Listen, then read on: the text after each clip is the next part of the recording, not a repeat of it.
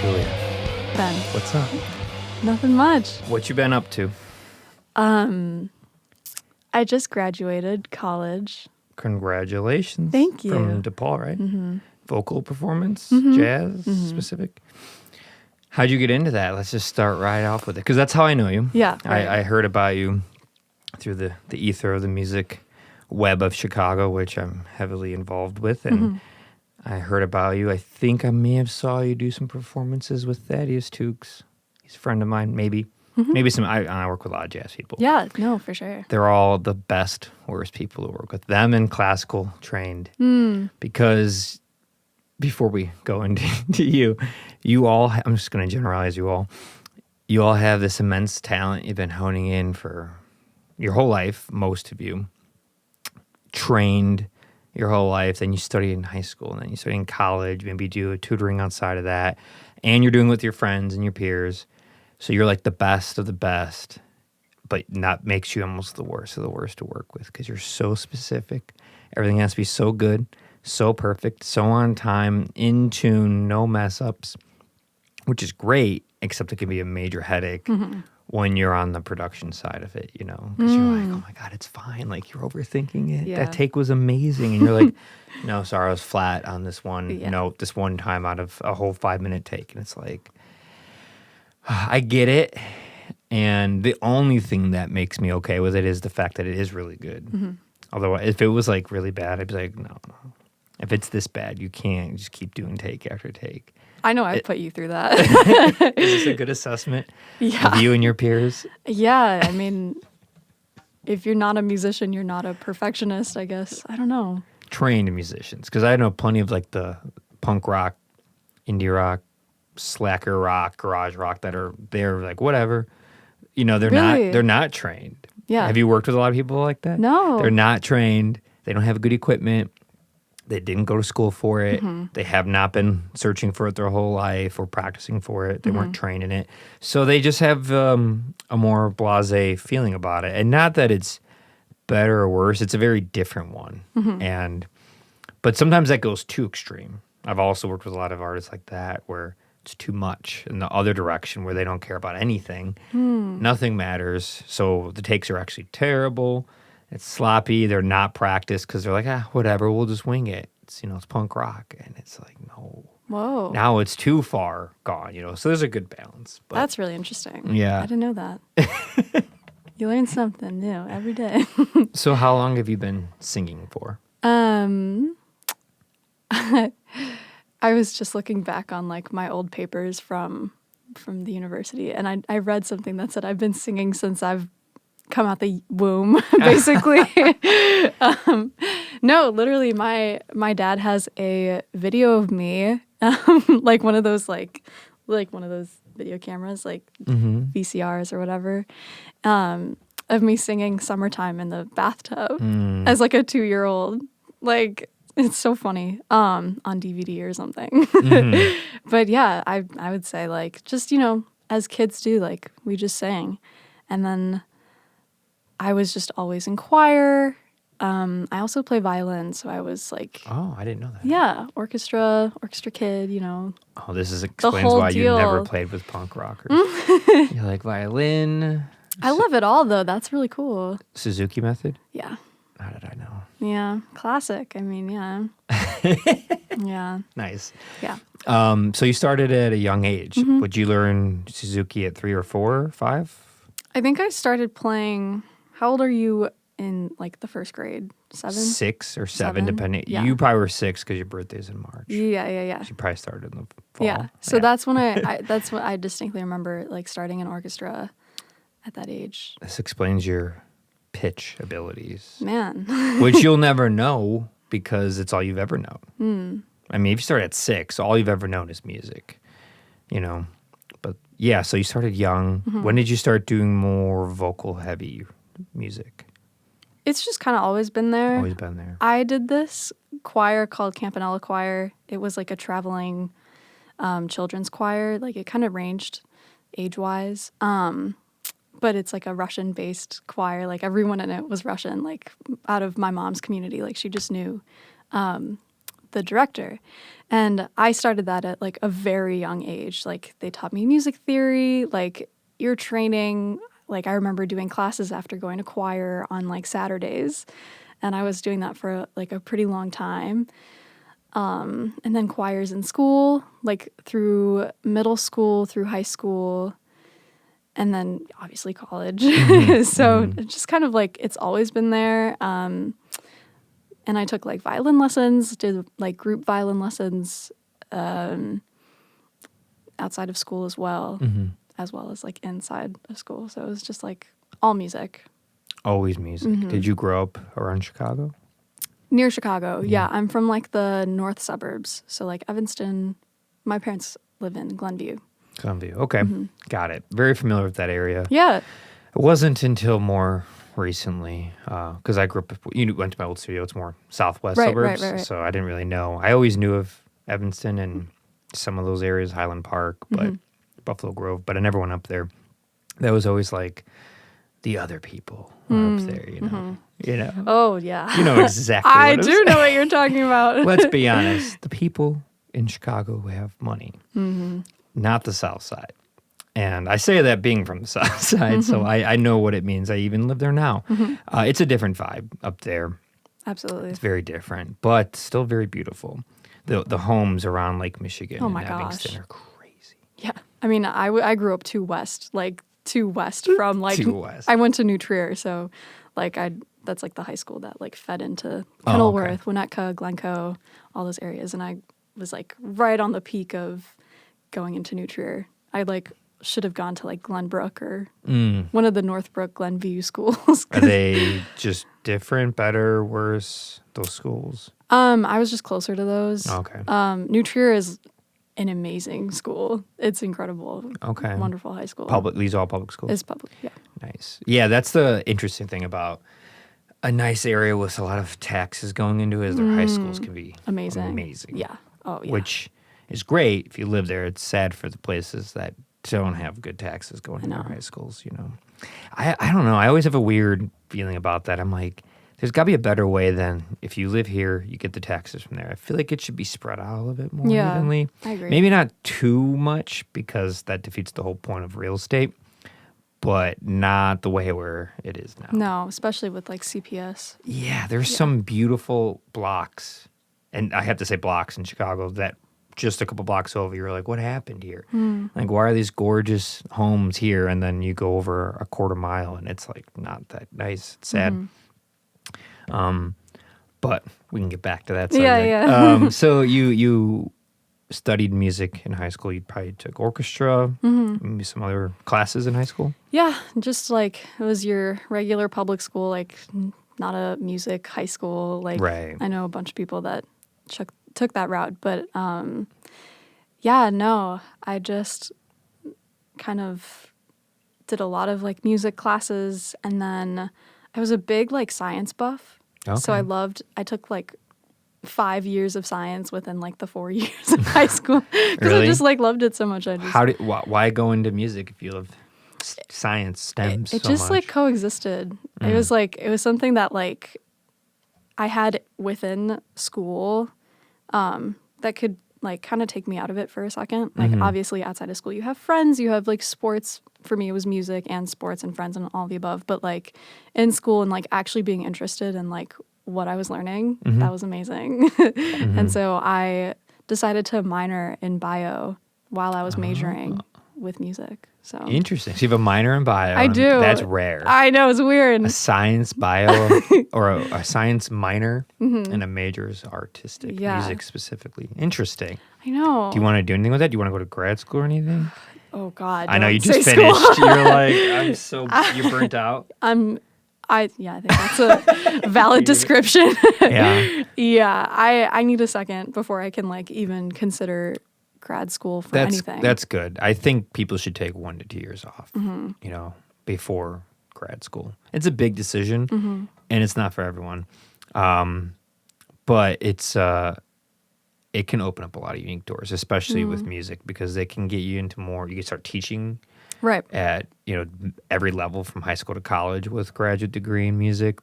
Maybe take it more seriously in tutoring like high-end clients, from like Evanston, Yes. and then maybe even like, teach at like a place like DePaul or something, Right.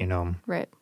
and maybe even get into maybe teaching conservatories or doing orchestra stuff. Do you still play violin? I try to put it into my practice schedule. It's hard because I'm like trying to do this one thing where I'm like only like kind of primarily singing. Like that's basically what I did. Like my 4 years of college was just like, you're gonna master this one skill. You mastered it. I will tell you. Thank you. You're very good at singing. Wow, thank you. Yeah, I mean, it's just something that I had to like work towards because like going into it, I didn't know what I was like signing up for. I just like wanted to do music and I wanted to do it in a city. And the fact that I grew up in the suburbs, it's very different than living in Chicago. Sure is. Yeah. So I was like, you know what? I think DePaul is the best move. They're giving me a lot of money. Like, let's just do it. And I was talking to my advisors about doing like major in music, major in bio. And they were like, that's going to be really hard. Like just minor in bio. And so I was like, all right, I'll just minor in bio, do the music thing, be in the city, and, where violin fits in that. I'm still figuring that out because like once you're a student, everyone understands that went to college, like understands that it's like you're getting hit with a lot of new information. And so, I think I was finding ways to like put it in to like my combo sets. Like I played violin throughout just like a little bit, but I definitely want to like maximize the fact that I can play violin into like improv and take more lessons maybe. I don't know. Yeah. I still don't know. I mean, I'm sure you've retained a lot, and you probably very fluent with reading music, I'm assuming. So it's just, you got to pick it up and give it some time. I know. You won't be at the level as your peers that have been like studying violin. Oh my gosh. That maybe you perform with, Right.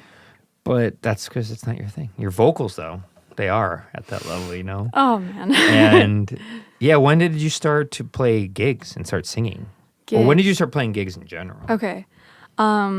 So when I was in high school, my senior year, like the second half of my senior year, I decided to drop like choir and like what at New Trier, what we had was something called co-op choir opera. And if you're in that class, you're in the musical that the high school puts on. So I was like doing musicals before. And I was like, I don't have time to do this. Like, I want to pursue jazz music like to the fullest that I understood at that time. And so I dropped out of choirs. I was still in like the early bird orchestra, like chamber orchestra thing. It's just a crazy schedule. But I was doing, I put together like this band of like a rhythm section and a horn player that I knew at New Trier. And we just kind of like played around the North Shore, like wherever we got gigs. I don't know if you ever heard of Pete Miller's. We had like a weekly standing gig as the student gig. And so we played for free because they were like, well, you're the students. And Is it a restaurant or bar? It venue? It was. It was? They no longer are. Okay. But yeah, we had like a weekly standing gig there. While you're in high school? While I was in high school. That's pretty impressive. Saturdays. That's not very common to be like 17, 18 right, and playing but in high school. it was free. And that is like not okay. No. It's not. I mean, the now only I know. way that like trade works is if maybe it's like, well, you're too young at the time, but like you get free drinks, food, and maybe like recordings. Right. Like some type of trade or something. No. But I'm assuming, or tip jar or, right. Definitely had tips. You got tips, okay. Yeah. But I mean, like what I know now, if I could like go back in time, like I guess it's good for like the learning experience of it. Like I had never really sang in front of people like in that capacity, like that setting of like a rhythm section. Like that's a totally different thing to go from singing in choir with other singers and you're singing what's like on the paper, like you're reading music versus singing standards with a rhythm section. And like you have to be okay with what's going to happen on the spot and you have to have the skills to know what's going to happen next. Like you have to kind of like be intuitive with Did it. it get you a new skill set of improvisation? I would say so. I mean, I didn't know how to improv at the time. I was just kind of How like, do you improv with your voice? man, I'm still figuring it out. Yeah, I don't know. that's a tricky one because I could do it on guitar. Sure. I love to do it on guitar or bass, but to do it with the voice, I don't. I've never done that, so I don't know. I guess it's the same application though. It's like, what are you playing, and can you, let's say, like sit down with it and then sing it? But you do improvisation with your voice, right? Yeah. Yeah, I've heard it. Like, there's no way you planned every single thing you're doing. Right. No, I remember like starting college, right? I still didn't really know what I was doing. What is jazz? What is this music? Like, I didn't know any of that. And I would, like, my whole freshman year, I could not improvise for the life of me. And then I just kind of like started transcribing a lot of solos, like, you know, pre-existing solos, like really famous records like Lee Morgan, Coltrane, like any horn player, any singer that I could find. Like, I just started transcribing it. Mm-hmm. And when you do that, you kind of like figure out like, oh, this is how that works. Like, and then you give it a try, and then you like sit down with the changes, and then, you know, once you're performing, then you're like, oh, forget about all of that, and you just kind of let it flow based on the skills that you've built. Yeah. It's really weird. It is weird. Yeah. It's almost impossible to explain it. Yeah. Or even teach it.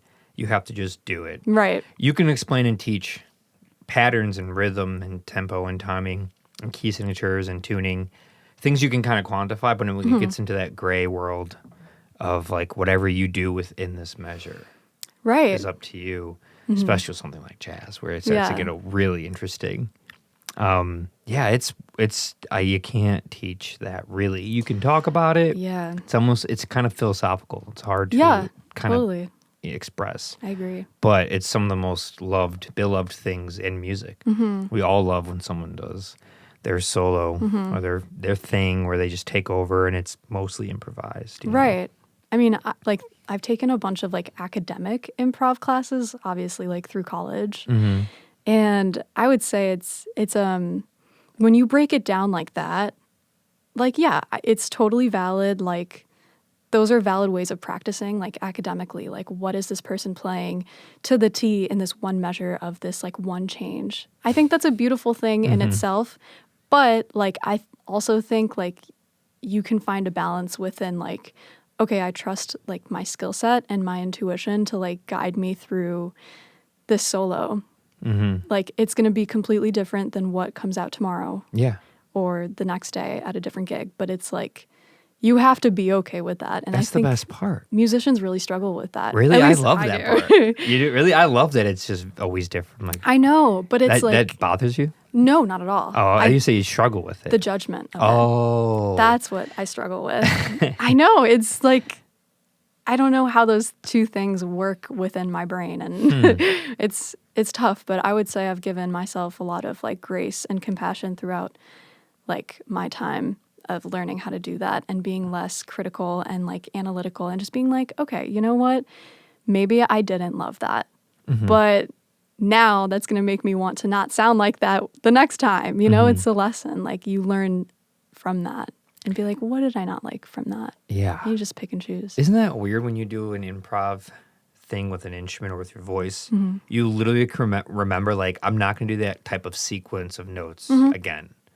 Like, I just don't like the combination of going here to there to there to there. Yeah. And you'll just, like, take that chunk and kind of not do it again. And you'll do something else different. And the more, I guess that is how you can teach someone improv. It's like, think of chunks that you do of notes, groupings, and they could vary from a couple seconds to very long or bars. But you sort of learn over time what combinations you enjoy or they feel right, and you start to take them out, because that's what I've noticed with improvisation. People who don't know how to do it or are observing or just viewers, they always ask, like, how do people know how to just wing it? It's like, it's hard to explain. The more you do it, the easier it gets, the more you make sense of, like, absolutely. Yeah, these notes are written out, but especially I'm staying within like in a key in a very simple major scale of, 8 notes. It's like there's only so many combinations. With something with like a physical instrument, which is where it gets tricky with voice. I guess you can start to mess with your timbre with your voice, but with like an instrument, especially electric guitar with pedals, I can start adding other things. I can like hit the guitar and like detune. I could make other sounds within my improvisation, Absolutely. Yeah. Which adds to a whole nother level of like cool stuff you can do. But with voice, I guess you can move the microphone in different places, angle yourself in different spots in the room, and then do different timbres with your voice if you have the ability to do that, Do you know about Bobby McFerrin? I don't think so. Oh my gosh. No? This man will change your life. Yeah? So he is like the epitome of a vocal instrument. Okay. So I'm intrigued. Is he Chicago based or? Oh no, he's out on the west Coast now, at least. But he played a lot with like Chick Corea. He's one of like the older, like I would say, masters of this music. Oh, okay. And he could hit a certain spot like on his throat or his chest that could make it like percussive, and like he could do like bass lines, and like he was like a vocal master. What musician. era? What years? Like 90s, I would say 2000s. Is it akin to like beatboxing? Kind of. Because that's kind way. of what it's going on with beatboxing. Definitely. Oh, absolutely. He just like applied like jazz, like the changes of something, and then like took it to the next level, and like has changed vocal, like the vocal approach, like since he kind of did his thing. It's really cool. Okay. What's his name, Alto? Yeah, Bobby McFerrin. Bobby McFerrin. Oh my gosh, so slept on, I think. That's a lot of jazz that's so slept on. I know. Speaking of, how did you get into jazz at your age? Because it's not that popular amongst you. Bobby McFerrin. Yes. There it is. It's not that popular amongst 73 years old. Cool. Awesome. Got it. Thank you. It's not that popular amongst people your age anymore. I mean, obviously it depends probably on your family, your parents, your neighborhood. But yeah, how did you get into it? Honestly, it's crazy that you say that from my perspective, because like my whole like Instagram feed or like everything that I see are like people my age, like Well, that's your bubble, you know? right. But like even people I don't even like know that well, like in New York, in D.C, in the West Coast, like everyone that I know is like doing this music and like trying to do different things with it, which is like really inspiring. Yeah. But it's all you've ever known. You know? Well, right. I mean, for me, my mom loves, and my dad too, but my mom, she would take me to like operas growing up and to the CSO. Like I mean, she's from like Mother Russia. You know what I mean? Oh, okay. She's from Russia? Yeah. Like born there? Yes. Okay. Like, what about father? My dad grew up in Skokie. That's in Russia. Everyone knows that. I know what Skokie is. Very different. Skokie, and she's Russia. Okay. Yeah. So she grew up in like, Ashkenazi Jew? Yes. Both or just? Both. I know what Skokie means. Yeah, exactly. If you live in Chicago. Yeah. Yeah. There you okay. go. I mean, yeah, I figured. Don't worry. I get it all the time, but I'm not Yeah, Jewish, yeah. and everyone thinks I am. I had to tell everyone on this podcast. I mean, my 23andMe said 7% Ashkenazi Jew. That counts. I think everyone's got a little bit. That's not enough. 7, I mean, I feel like you got to be at least an eighth, 12.5%. Because after that, it just starts to get, I'm like a 16th. It's like this so far removed. I don't even relate. I don't even know. Anyway, okay, so mom's from Russia, dad's from Skokie. Yes. Were there a lot of other kids at the orchestra when your mom would take you? I don't remember. I just remember like going to the CSO a lot and going to the like lyric so much. She just loved it, and she wanted to like introduce me What did to she it. do in her life that got her into those things? Well, her mom, my babushka, she taught like classical piano her whole life, and like there's a lot of music on her side. Okay. And my mom like played a little bit of piano as well growing up, but she actually became an engineer, and like I know it's crazy. Very Russian. Yeah, but now she's a piano engineer. Yeah, right. You must understand the sounds you make. Man, but yeah, no. So now she's an accountant over here, but okay. Yeah, very different. Yeah. Yeah. Yeah. I mean, I know you mean that when you like think of your Instagram, YouTube, TikTok, Facebook, all of it. But that thing is catered to like your circles. Because when I step outside of it, I work with so many people your age, and jazz is, but we live in Chicago. It's like jazz is popular, but like we live in Chicago. If you lived in Chicago, New Orleans, New York, you'd probably be like, yeah, jazz is popular. It's like, yeah, we live in the jazz cities, Right. in the jazz country of the world. So we have a high concentration, and then you study it, all the gigs you play, all your peers. It's a lot, but it's nothing compared to like people who are just into like rock music or pop music and just those things, you know. That's just like everyone else. That's 90% of the world is just into like, America is very much into that stuff. That's why it does so well. Yeah. Jazz is a lot harder to make it do well in the music industry. I know. And that just goes to show it only does things do well based on how many people are into it, who buys it. I don't know why though, because jazz is so appealing. It's so skillful. It's so elegant. I don't know. Maybe it's just a little too. It's not simple enough. Maybe I don't hard know. to digest. Or it's harder to digest. Yeah, It can be. I certainly can be. That's the thing though, is it's like massive Venn diagram jazz. It's not Totally. just like all they do is play the wrong notes. It's not just that. Which I love that saying that like there's no right notes in jazz. Yeah. But it goes places, you know, and it is very emotional. It's one of the most emotional styles, genres I've ever heard, you know. Absolutely. I totally understand that perspective of like, it can be so hard to digest. And it like, again, as a freshman, didn't know anything, would sit there at like all these gigs and like have no idea what's going on. Like, with my limited knowledge of like a standard, like from the Great American Songbook, like, that was nothing compared to like some of the music that I was seeing at the jazz showcase at Andy's. Like I was just at a loss for words, like not understanding it. And then, you know, over the course of 4 years, it became more apparent of like, okay, I kind of understand what's going on here. Like this makes sense to me, and it's engaging, you know. But I don't know, to each their own. Yeah, I think what might happen is right out the gate, a younger person might assume like, oh, that's like grandma's music or my parents like that. Like it's almost more of a psychological thing. Like you write it off. Just like if you hear, there's plenty of great classic rock, but if someone who's young hears, you know, ELO or Led Zeppelin, like, oh, you know, Dad's rock, because they almost get like annoyed with it. They grew up around it and it wasn't what they were into.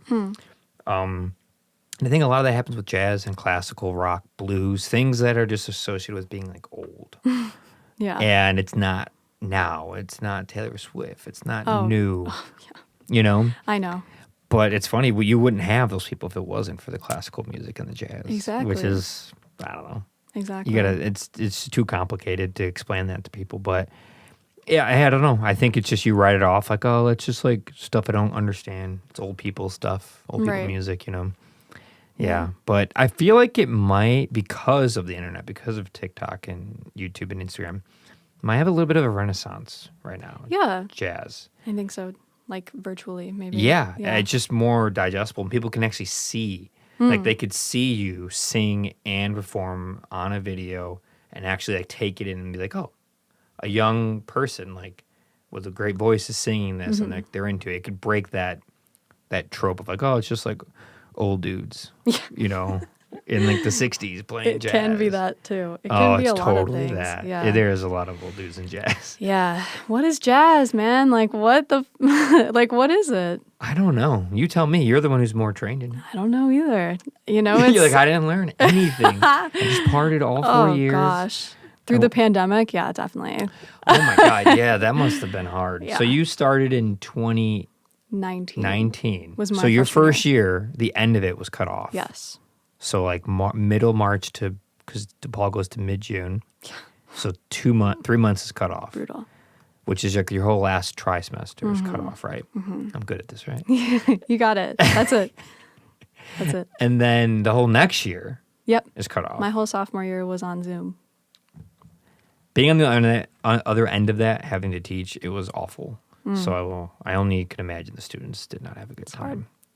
Yeah, my students complain a lot about it. I'm like, yeah, it was bad. It was not easy to do what I do through Zoom. It doesn't even make sense to do it.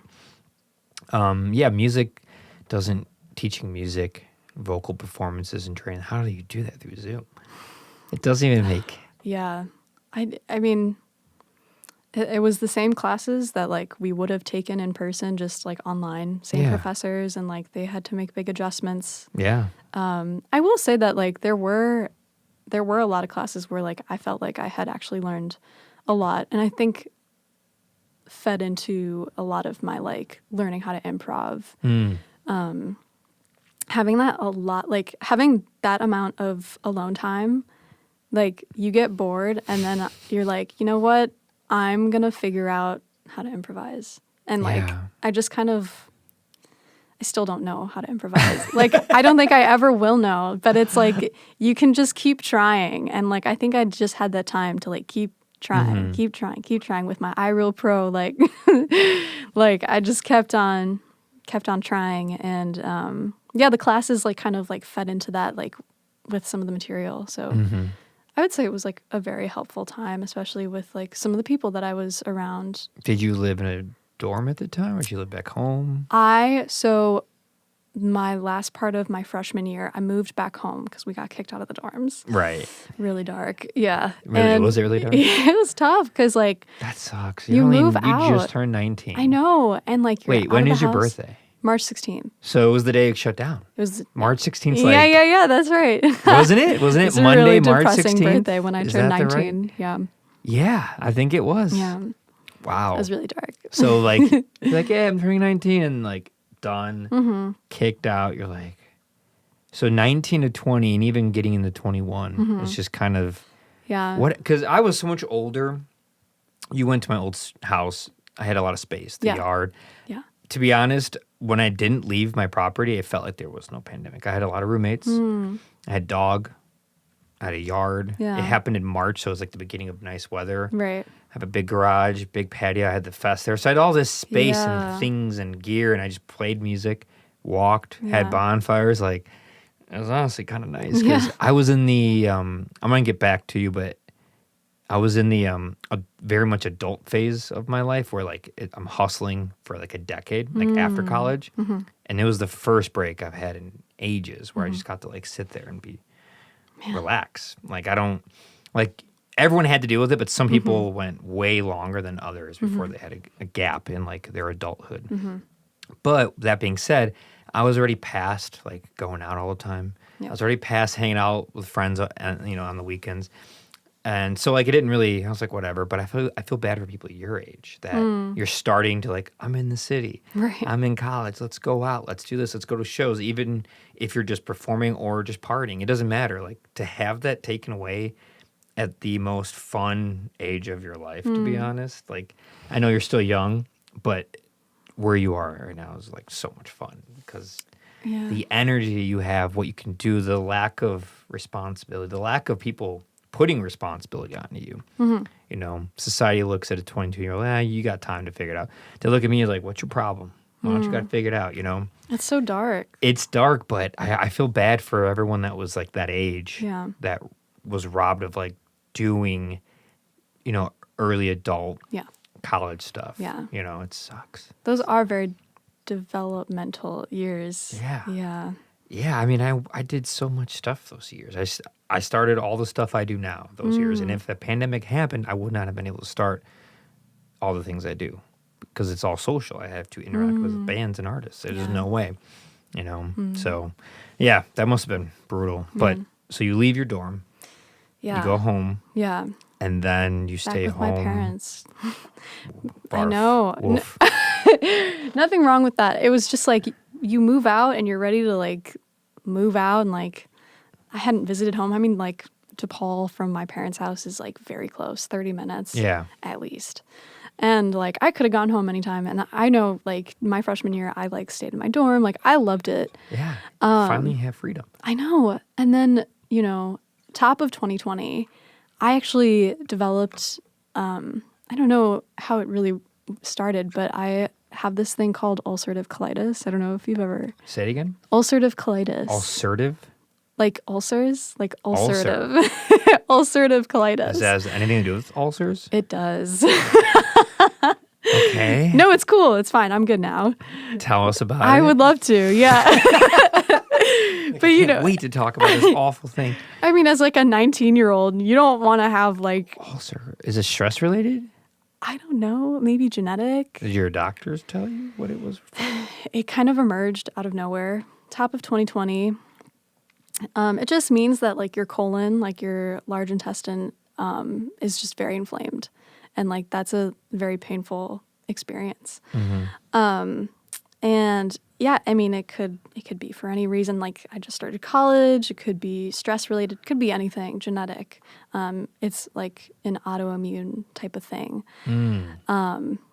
And yeah, I like there's no like cure per se, but I'm on like, I've done a bunch of like medications. I've done the steroids. I've done the injections, infusions, like you name it. Is that close to Crohn's disease? Yes, very similar, but different location on your colon. Is it more common in Jewish people?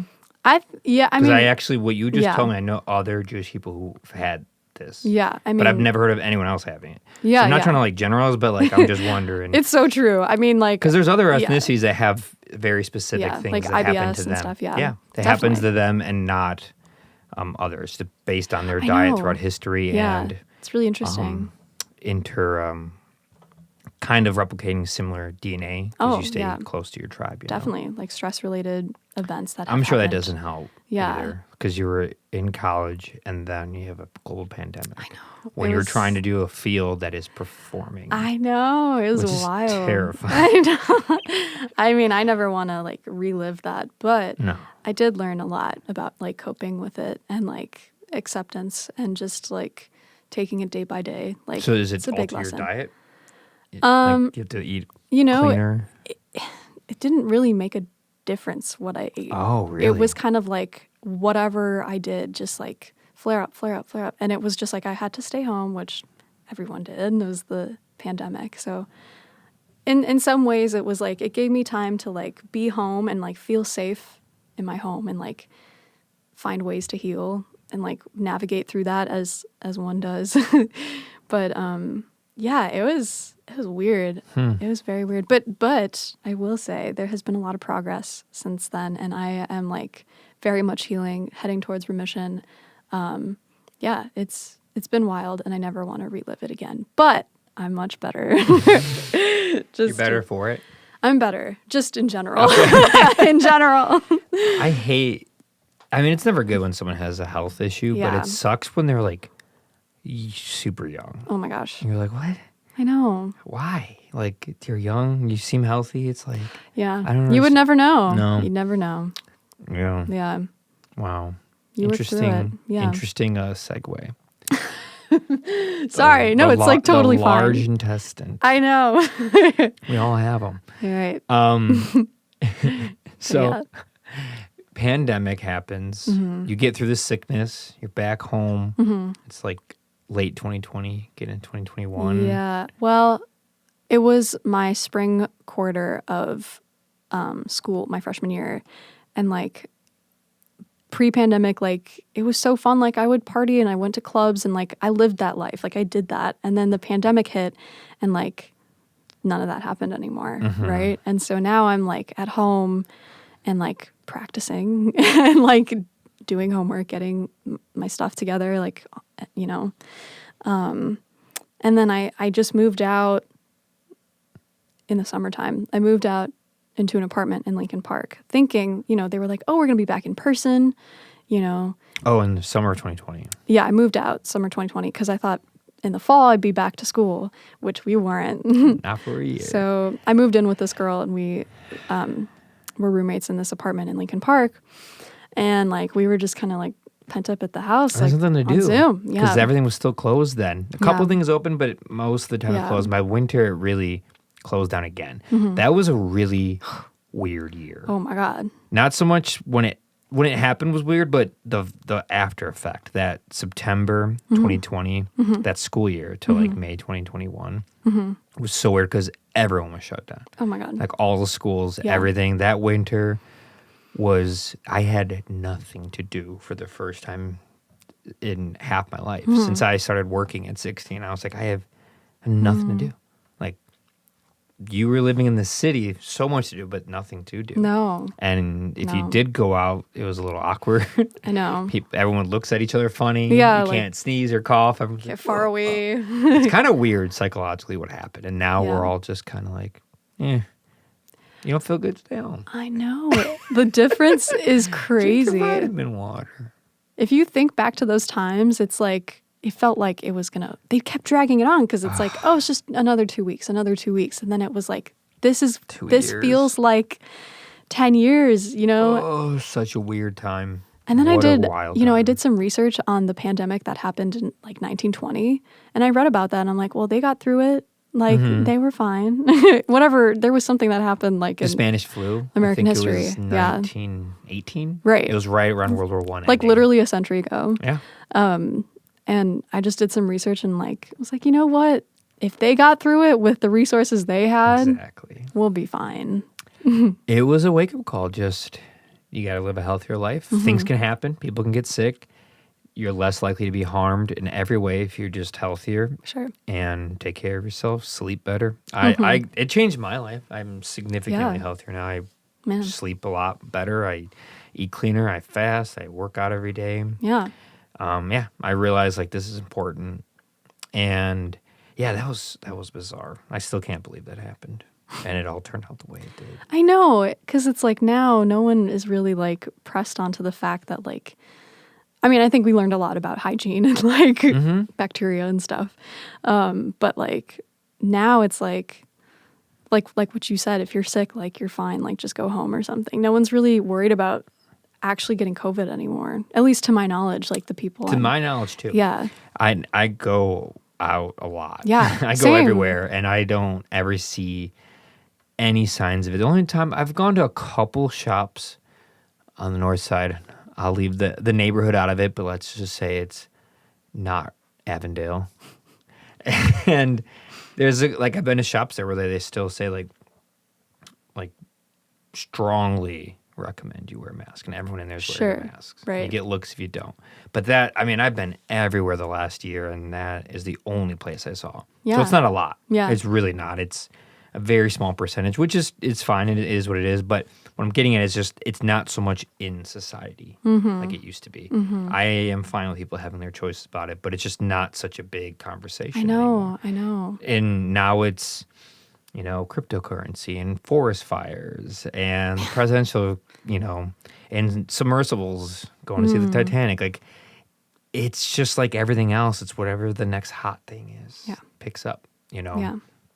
And I guess we could bring it full circles to why jazz isn't bigger.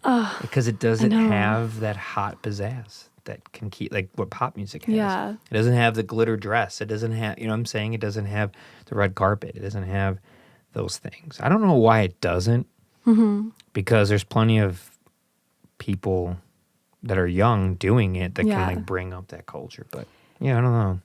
Yeah, I mean, I'm still learning every day, like what it is, and like the history of it is also super important to like, if you want to like fully embody the music and like be a participant, like as I am, like, especially people that look like me, like we have to be conscious of the fact that like we're just visitors in this music based off of the history of it. Like you can't just like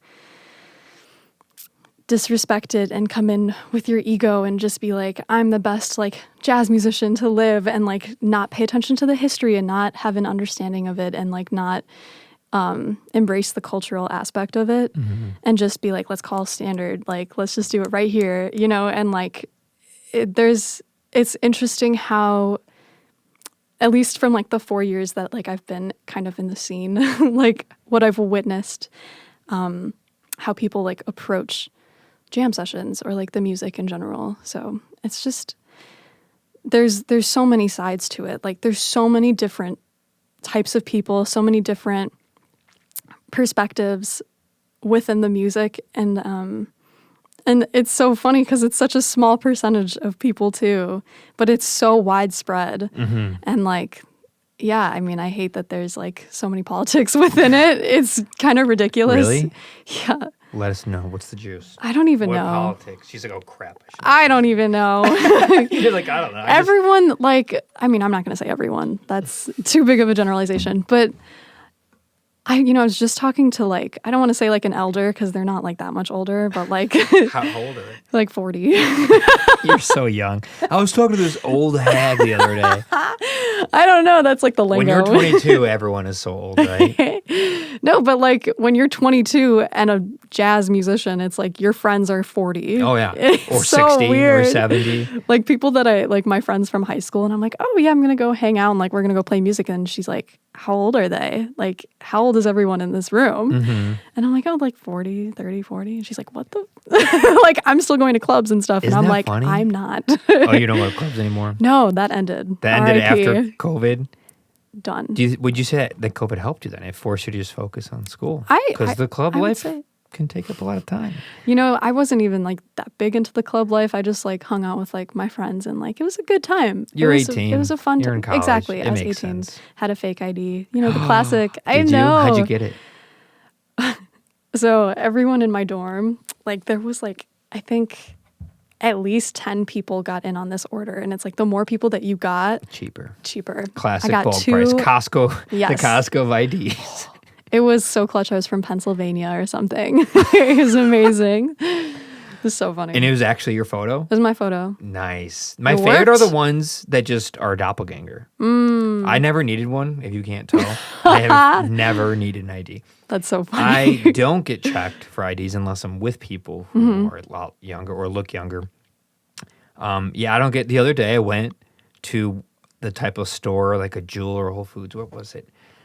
It was a store where they always check. They check everyone's because they have to like scan and Oh, stuff. yeah. And I forget which grocery store. I think it was a Joel Osco to buy beer. And I buy it, and the person's like, ID, and I'm like looking for it. I forgot it left in a different shorts. Oh, no. And I'm like, I don't have my ID. Yeah. And I'm like, but just look at me. And I just stared at him. He's like, okay. And he just let me go. He's like, you're right. I was like, That's so funny. I was like, I don't know. I forgot it. I never forget. I forgot it. Like, just do I have to take, like, look at this chest hair. That's Like, I am so funny. a man. Like, people think I'm old. Like, I've always, at your age, people thought I was 30. At 16, people thought I was 21. Man. I didn't drink, though. So I never got to use, my friends hated me. Yeah. They're like, dude, you can buy us beer. But, like, I wouldn't. Yeah. I wouldn't do anything like that. And it's just funny. But I think it's a lot harder for women. They tend not to age like in that way where you look older. Right. Because you don't have the beard thing. And you don't have the No. chest hair thing. Right. Some of you might Unfortunately. know. You don't have the types of things that can make you look older like Yeah. a man can. But yeah, that's cool. You had a fake ID. That's fun. I loved it. That's fun. I never had one, but that sounds fun. Well, I love like getting like ID'd now because it's like I have a real one. Oh my God. You're so young. Oh my God. Oh my I God. can't believe I could show you my real one. I've been using it for 1 year 1 year. and 4 months. Yeah. Oh my God. It's so cool. No, I love it. That's funny. But I don't drink either. Oh, really? No, not a big drinker. I drink, but not that much. Oh, okay, Usually, okay. like, then I didn't. When I was like, Gotcha. back then, like at your age, it was once or twice a year. Like New Year's, birthday, 4th of July, you know? Yeah. Maybe a random one. Not much. I don't know. I just didn't like it. I hated how it made me feel. Yeah. I don't like hangover. I still don't. You know, I hate that feeling. I'm not that fun to drink with because I'm very like mature about it. I'm like, What do you okay, mean? I have to like drink the whole bottle of water Yeah. per every drink I have, you know? Really? And I always drink like a nice coconut water. Then I have one at the end of the night and then I have one the next morning. So if I'm going to have a night of drinking, like say like, oh, we're going out Saturday, I'm buying 3 coconut waters. Buy Wow. one before I go. I drink it. When I get home, even if it's late and I have to wake up to pee more, the hydration is important for the whole headache issue. And then the next morning, I'm going to drink it. And I pace myself. I don't really like mixed drinks. I don't like sugar. So I'll only drink stuff neat or like, you know, yeah. So I'm just like not as fun to do it as I don't do the going out thing like that. Yeah, like I'll go no, out, neither. but not like that. I go to like jazz clubs and I'll get a wine. like the Green Mill. Yeah. Go there, get a drink, Right. watch the music when we have two, and like that's it. Exactly. It's perfect. Yeah, I just can't get with it. No. Never could, actually. And it's so much money. It's very expensive. Like I always say, the best bar is my house. I have a great sound system.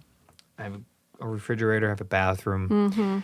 And it's clean. It's like, why would I spend, $150? Right. Because I also, unfortunately, I got the Mickey Mantle gene, if you know what that is. No, what it's is that? like, it's made up. You know the baseball player Mickey Mantle? He's like a really famous baseball player from like the 50s and 60s. Okay. He was known to be able to have copious amounts of drugs and alcohol, and like it doesn't affect him much. Whoa. I unfortunately have that where I could drink all night and barely get drunk. Heavyweight. I don't. Yeah. I guess you call me heavyweight, or Yeah. they call it Mickey Mantle gene. It's the same with smoking. It's the same with Wow. anything. It's annoying. It's great if you don't want to get messed up, if you still have to drive or whatever. But it's Right. not fun financially. Very expensive. That's funny. Yeah, I'm the epitome of like a lightweight. Yeah, I bet. And so I was like, I don't enjoy this. And right. I'm sure not for one drink me. you probably start to feel Yeah, it's more drunk than right enough. away. Yeah. More than enough. Yeah. One drink, I'm like, this is a waste. I have to get like 6 in to feel something. Oh, wow. Yeah, it sucks. It's interesting. It's not fun. It really isn't. But hey, what are you gonna do? The Mickey Mantle gene. But yeah, so you're going to you stop going to clubs and now you just perform a lot. Yeah. Oh, when did I start performing? Right. You asked me. I that. don't know where we are. It's okay. I know we've we're hopped going over. far. We're going far. I love it though. I'm here for it. Yeah. When did you start performing in clubs? During the pandemic. Were you able to do it underage? You Yeah. just had to like show ID and stuff. Yeah. I know certain places are iffy about it. Well, I used to go to like my freshman year, right? That's like right before the pandemic. So I went to as many jam sessions as I could whenever I could, like hit that really hard, get to know people, learn things from these people that have been doing this for years. Pandemic hits, can't do that anymore as much.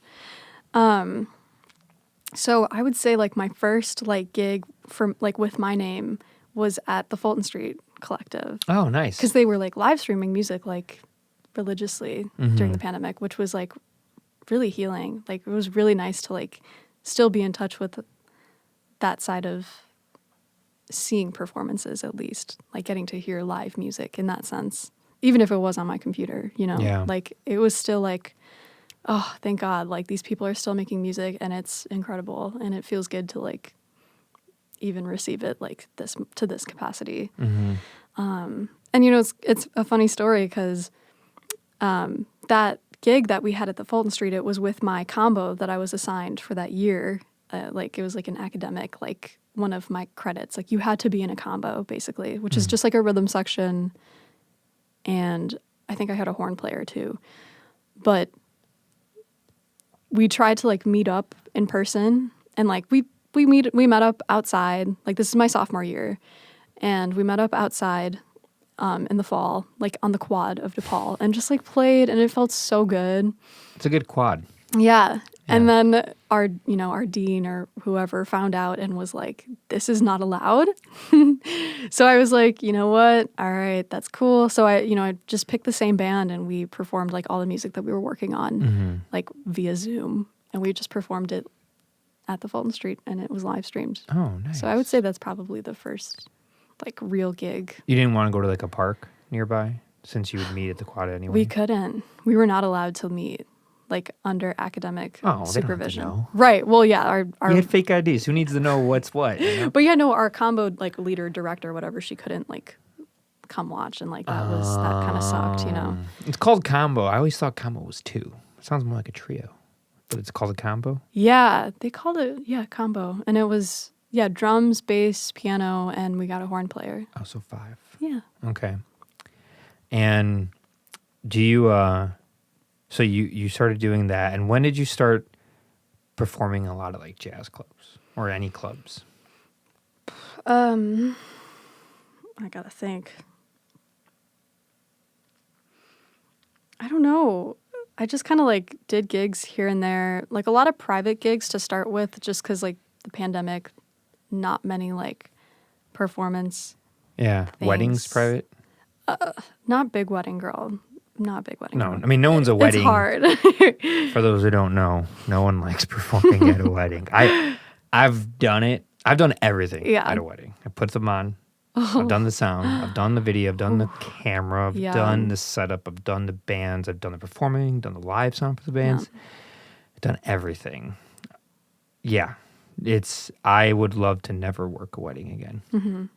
It's not fun, but I know a ton of bands who do it because they pay so well. Yeah. You know, Yeah, it can they like do. it They really could do.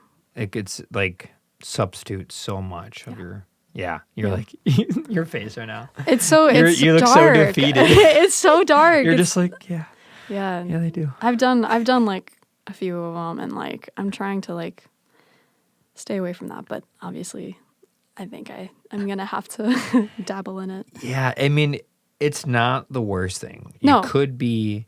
Well, there's nothing against this, but you could be bagging at a store or flipping burgers at McDonald's. Yeah. Which I always tell my students this because they always have these qualms with doing production music stuff, and I'm like, you're gonna have to do some gigs you don't like, but guess what?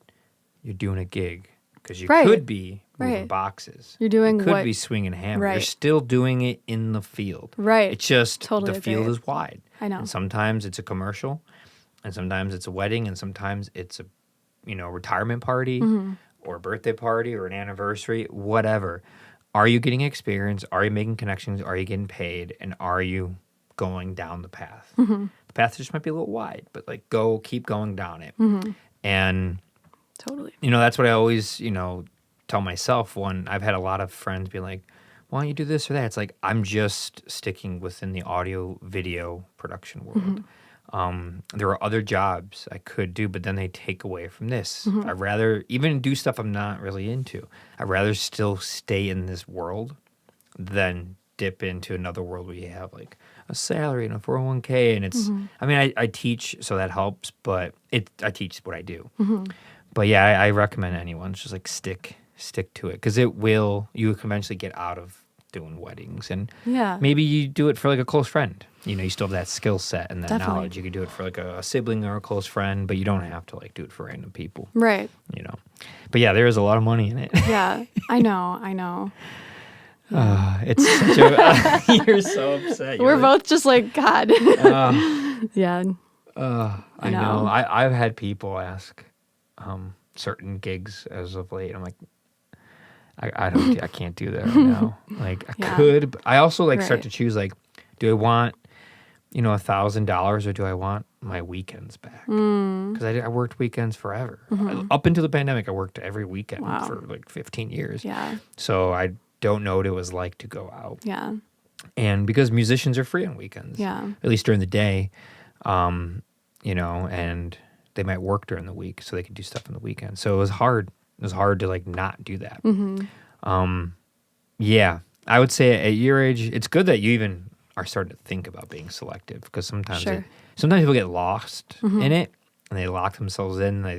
They don't do enough of the gigs they want to do, and they start doing more of the ones that just keep paying the corporate stuff. Yeah. And they end up just doing only that, Yeah. and they're really good at it, and they excel, yeah. and they get to have get hired for the governor's daughter's wedding. And they get paid $10,000. Big band stuff, white suits. You know what I'm talking about. Yeah. But it's like then you get locked into that, and then say goodbye to your Saturdays and Sundays all summer. Right. Your summer's gone. Super busy. Man. Yeah. Yeah. That's the thing about jazz, though. When I think about jazz, I'm like, oh, cocktail hour. I know. It doesn't always look like that, though. No, Yeah. it doesn't. It doesn't have to be. Yeah. But I'm saying, like, that's what people think of, like, oh, like, I'm having drinks and someone's playing jazz in the background while we wait an hour. I see what you're saying. Yeah. Yeah. Totally. I'm not saying, like, that's what it is. I'm saying a lot of people just think of, like, weddings or parties or an elevator. Like, oh, jazz. Definitely. I agree. Yeah. There's so much to explore in it. There's so much. What are you exploring right now? Right now? Oh, my God. Put me on the spot. Yeah. I don't know. She's exploring the red table right now. I would say, I have, like right now. In this very moment. No, like Okay. in general, as of late. Very, very right now in this moment. I have like a few gigs coming up I have one at Andy's on the Sunday night, so just getting ready for that. I have a showcase gig coming up in September. I'm at Winters in August. So just like that keeps me very like stable. Like this is what I can like meditate on. Like this is what I can like look at and study and like learn the music for and just like be as ready as I possibly can be. Mm-hmm. That keeps me sane. Mm-hmm. Outside of the like I just graduated existential, what the F am I doing with my life? You're going to go into biology. No. I mean, well, fun fact, I did dental assist a little bit. Yeah. Yeah. That is a fun fact. I know. So how was it? You're very like all over the place. I know. Oh my God, I did this. What was it? When did you do this? So, just some like background info. On my dad's side, they're like all dentists. Like they all come out from like this lineage of dentistry. Weird. I know, it's really random, but they love it, and this explains your nice teeth. I, am very blessed. I'm lucky to be in the family. Was your dad a dentist? He's a periodontist, so he works like with gums and stuff. Oh. Does like root canals and stuff, fun stuff like that. Sounds like I have a story to tell you after this. I have a bone to pick with the dentist industry. Really? Oh yeah. I'm upset with your father. No, oh no. I'm kidding. But yeah, no, my cousin, she's a general dentist. So she does like cleanings, cavities, aesthetic work, like anything, like you name it under like the general umbrella of dentistry.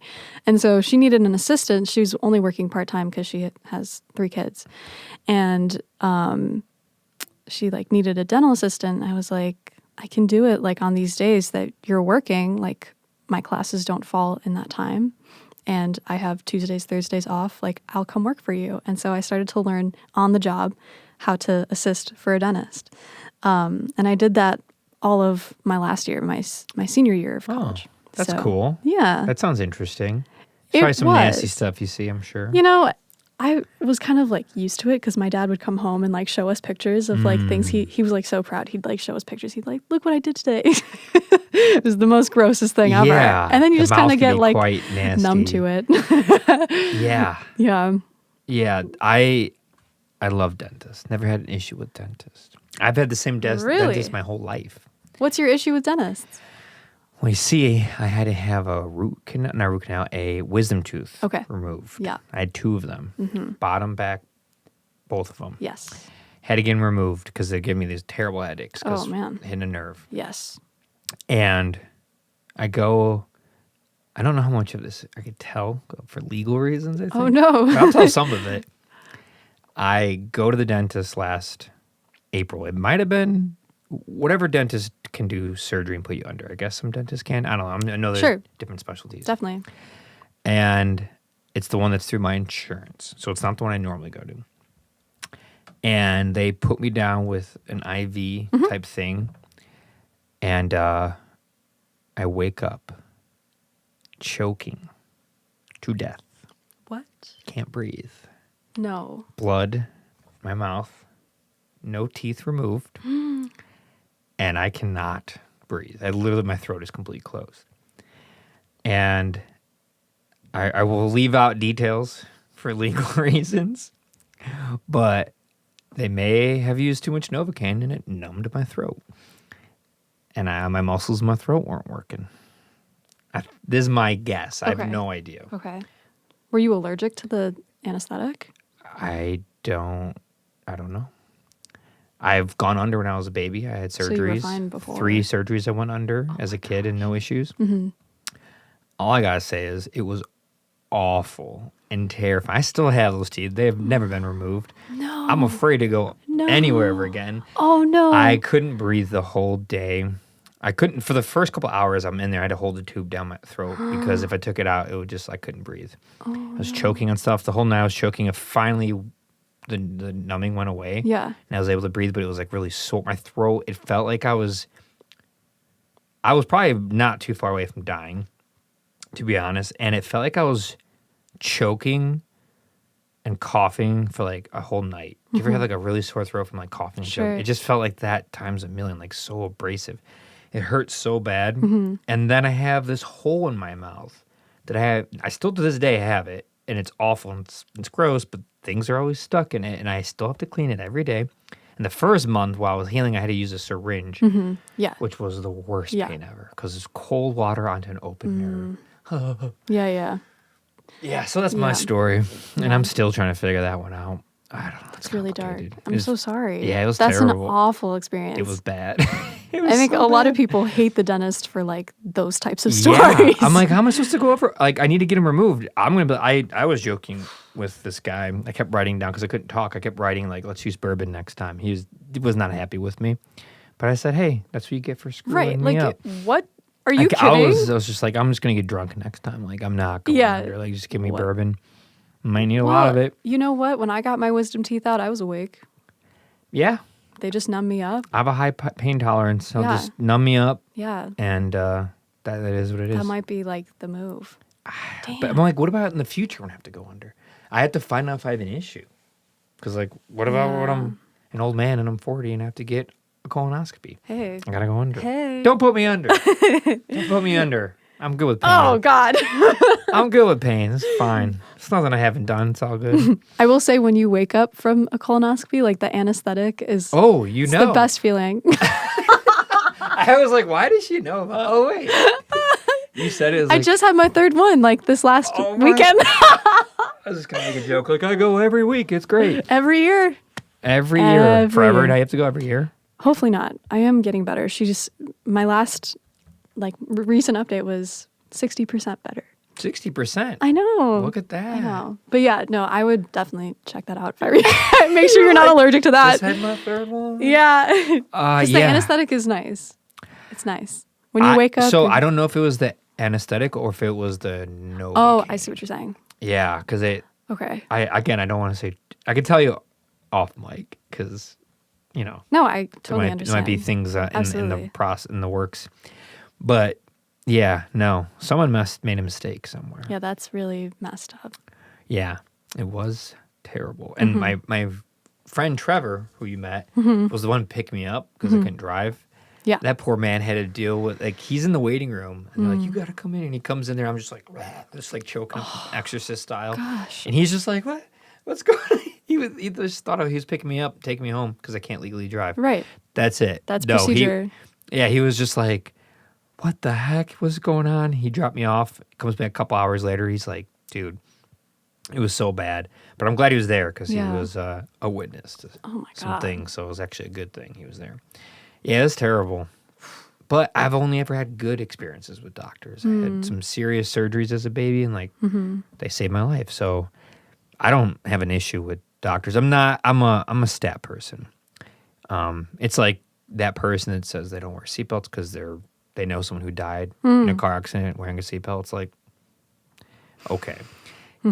Coming from someone, I just was in a major car accident a couple weeks ago. It was fun. What? Oh yeah, it was great. Oh my God. I hydroplaned. You know the day of NASCAR, all that rain we got, like the most rain we've ever had. Oh my God, yeah. ever. Yeah. I think it was a record. I hydroplaned on I-90 and went 60 into a concrete wall. And thank God for seatbelts. So I'm a big proponent for seatbelts. Yeah, it was Man. insane. I'm glad you're okay. Airbags exploded. Car got totaled. I'm carless right now. Oh God. I'm in the process of getting a new one. I know. I just got these great stories. But man, did you ever get in a car accident? Airbags go off. No. It's crazy. It's Really? so loud. It's like this explosion. There's so much dust and smoke everywhere. I thought the car was on fire because Yeah. there's like smoke. Yeah. It really is an explosion. I mean, the seatbelt worked so well. I didn't even hit the airbag. Oh, nice. Like it just kept me like this. My neck was sore for like 2 days. Yeah. And then my collarbone was a little sore for like a day. Yeah. I was fine though. But the airbags went off and like the passenger one smashed, like it explodes out and up and it smashed the windshield. Like it came out with so much force that it just like destroyed the windshield. It was crazy. But yeah, I hit a hydroplane. We were just driving, sort of monsooning. So I slowed down. Yeah. It got worse. So I slowed down again, and on my second like brake hit, Yeah. my car just like went like sideways and just straight into a wall. And I just like couldn't do anything about That's it. It was so it was so scary. random. Yeah. There was no one around. Just Oh, driving. thank God. The scary part was after I hit, I thought someone's gonna hit me because Right. we're parked on I-90 where there is no shoulder. There's like concrete median. a foot and then like that yellow line, and now you're in the fast left lane. Yeah. So my car is protruding out, and anyone could be hitting me going Yeah. 60, 70, 80 miles an hour. So I couldn't even get out of the car. I'm just sitting there like, and the car is freaking out because it's like, it's a modern car. yeah. So it's just like this computer's like, we detect emergency. Should we call the police? Are you alive? Like, should we get an ambulance? Whoa. Like, which is great. That's cool. If you're Yeah. hurt or unconscious, they will send help, which Wow. is really nice. But it was so annoying because like, I'm fine. I don't need it. I'm trying to turn it off. Trying to like relax. It's pouring rain. I can't see. I'm looking in my mirror to see if a car is going to come ram into me. So it's just like, it's chaos. Whoa. But, yeah, I don't know. That's Dang. okay. I'm here now. Oh, man. Thank So, God. Surgeries, cars. Thank God for insurance. Oh. Yeah, I remember driving in that. It was bad. Really It was out of scary. nowhere. It was just like I know, fine, and then yeah. it just bam, it just hit. Yeah. And then the NASCAR thing got pushed, which I was bummed out about because we were like having a party here. Yeah. That's how much I was like unaffected by this car accident. I still had a party that day. I like warned everyone like, yeah, I just told my car, but come on by at 5. Pizza, Oh my gosh. You know? That's so funny. And they're like, what? You're all right? I'm like, yeah. Worse things have happened. Oh. Literally. So like whatever. Wow. Mm-hmm. Well, when there's valleys, there's peaks, Yeah. So hopefully something really good is going to come. Maybe my next car will be really awesome. Yeah. What kind of car do you have? Mazda. Mazda. Passed down from my mother. We're a Mazda family. Mother's Mazda. Yeah. Mother's Mazda. And so your mom's an accountant, you said? Yeah, now Your she dad's is. a dentist? Yes. Very classic suburban, like Yeah. very like accountant and a dentist. And the white picket fence, It's so funny because they met like in the 90s or something when my mom immigrated over here. She like, Ooh, yeah, that's it. I just realized if she's Russian, she would have had to have come here. In the Oh, 90s. yeah. It was very hard yes. before yeah, that. That's correct. Before 89? Yeah. Yeah. That's the year I was born. Hey, Yeah. there you go. Yeah, she had to like kind of, lie her way into it a little bit because she had to tell them she was only coming for like a work visit or just like something. Like you kind of have to make something up. And It then, was so easy back then. but then like she just never came back and got herself a little visa and whatever else at the time. It's so different Yeah. now. You can't do that. You can't. You can't be like, oh, I'm just going to hang out. Yeah. Especially from like a country that was just like the communist regime was just torn down. Oh my gosh. Yeah. You'd be like, I don't know about that. Like my grandpa's from Mexico, and how he came here is he just came here in the 40s during like the Whoa. war, and he just like came here and just started working and just like applied to be like a legal alien or whatever, green card, and like that's it. Apply And for it was asylum, just yeah. so easy.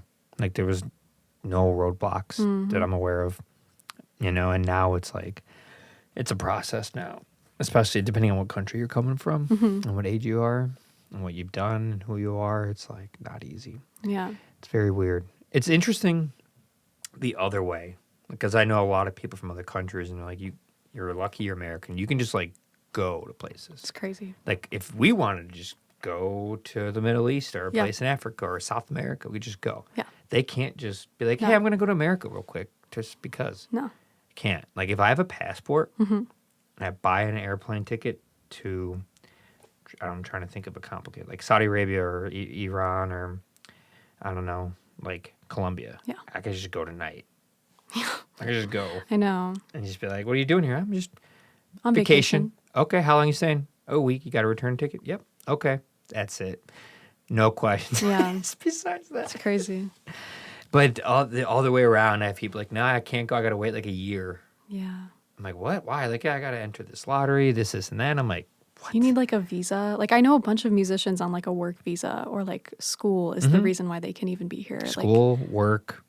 And they're like some of the best people, like some of the best musicians on the scene. And I'm Yeah. like, if you're not here, what are we going to do without you? It's Yeah. so dark. Like it's crazy. It is we're very lucky. Yeah. We can kind of do whatever we want within our continental U.S. And I don't know many countries we can't go to. I'm sure there's a couple. Probably just hate us or something, but we can kind of just go freely. Yeah. I heard that there was this new European passport that's coming out next year where you have to do an extra background check. It's so bizarre because there's this new driver's license one, you know what I'm talking about? Like the special ID. What? You no. Hear about this? No, they keep no. postponing it because of COVID. Oh. Okay. There's like, it's so goofy. There's a special ID that you need to get if you want to travel on airplanes, I believe, and maybe some other things. But if you want to travel on an airplane in continental U.S., you have to use a special ID. You can't just use like your driver's license. It has to be it is a driver's license, but it's like a special one that has a more in-depth background check. Okay. My knowledge is, don't we already have that with the passport? Okay, so then you can say, well, not everyone has a passport. Okay, but when you get a passport, they do this extensive background check. Why don't they just do that for your ID, and your ID is that is the universal one? Right, that's the thing. Like, why don't we have I don't know. I'm sure there's something complicated behind it. But now with passports, I guess with Europe, I heard that they're going to do even more extensive. And it's like, how extensive? I thought the passport was the extensive one, like the world background check. Like why it takes 8 weeks is because all of the world's agencies have their webs connected, and they make sure they check Interpol and see, FBI and whatever. Every country has their own version. They just check them all. Person's cool. But I guess there's another layer to it. They're gonna make it even harder to travel. Like you to pass another one. I don't know. Man. Yeah, I guess it's gonna be a little bit harder now. But yeah, and that passport thing or the visa, the musician's visa. It's like a special visa you get for exceptional skill in a creative endeavor. Yeah. I think it's something like that. It's like a work visa, and you need like a valid reason to like, stay. And it's like, what the like? I know. And I'm sure it's like much harder to convince like on a musician's like. I think I have friends who have that, who Yeah. got that visa, and I also have friends who are immigration lawyers who play music.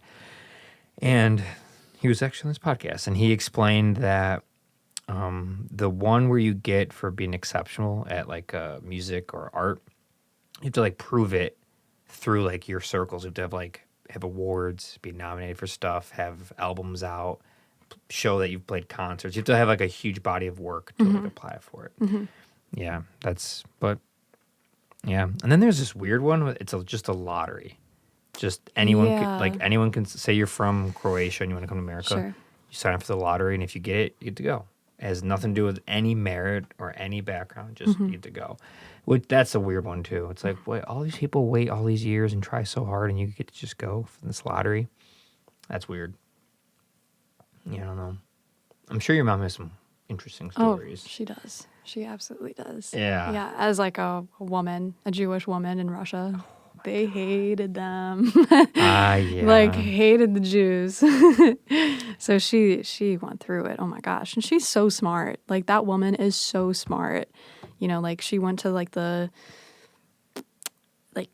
Moscow engineering school of whatever. Wow. It was great. I mean, her dad and her brother also engineers as well. Okay. So it just kind of like ran in the family, and like she had that in her. And yeah, she's told me some pretty insane stories of just crazy, like she was in this one class, and the teacher like gave her C's and like didn't let her pass. And she was like the only woman in the class. And like she like would study really hard. Like she's very like hardworking, like gonna study till I get it type of person. And like they were like, no, sorry, because she's a Jewish woman. Wow. Don't like you. It was like that, And being, I mean, even if you aren't Jewish, being a woman in engineering classes, and sure. What year was she born in the 70s? She's born 66. 66. Okay, Yeah. so she was probably in the mid 80s going to college, which was it was probably terrible. Yeah. Even like women have not been the most accepted into the STEM world Right. in the 50s, 60s, 70s, 80s. Like since they've kind of been allowed to be in it, they've not really been accepted into it. And the music world, can't forget. The music world Crazy. is, Well, I'll say is jazz. like a couple, Yeah. it's like a notch better, but it's not No. great. Yeah. But it's like slightly better because it hovers around creativity, which has more leeway than like Right. strict empirical knowledge of like, this is engineering, this is mathematics, Right. And that is a very traditionally laborious thing that has been put towards men. Yeah, I don't want to go down that wormhole, but I've read a lot about it out of curiosity. Because I was like, I have a mom, I have a sister, I have a girlfriend, I've dated different women, I work with a lot of women. I should probably know more about women. And I don't think enough men have this epiphany. So I've been deliberately reading books about women or things like that in many different industries. So I've learned a lot. And yeah, the engineering world, like what IBM did with computer science in the 60s, was very nefarious. They had certain standardized tests for women or for people to get in, but they completely made it aimed towards men, like psychologically and sociologically, especially back then, to where women, it would be hard to even pass it because of the way they're brought up. The things they ask don't make sense. No.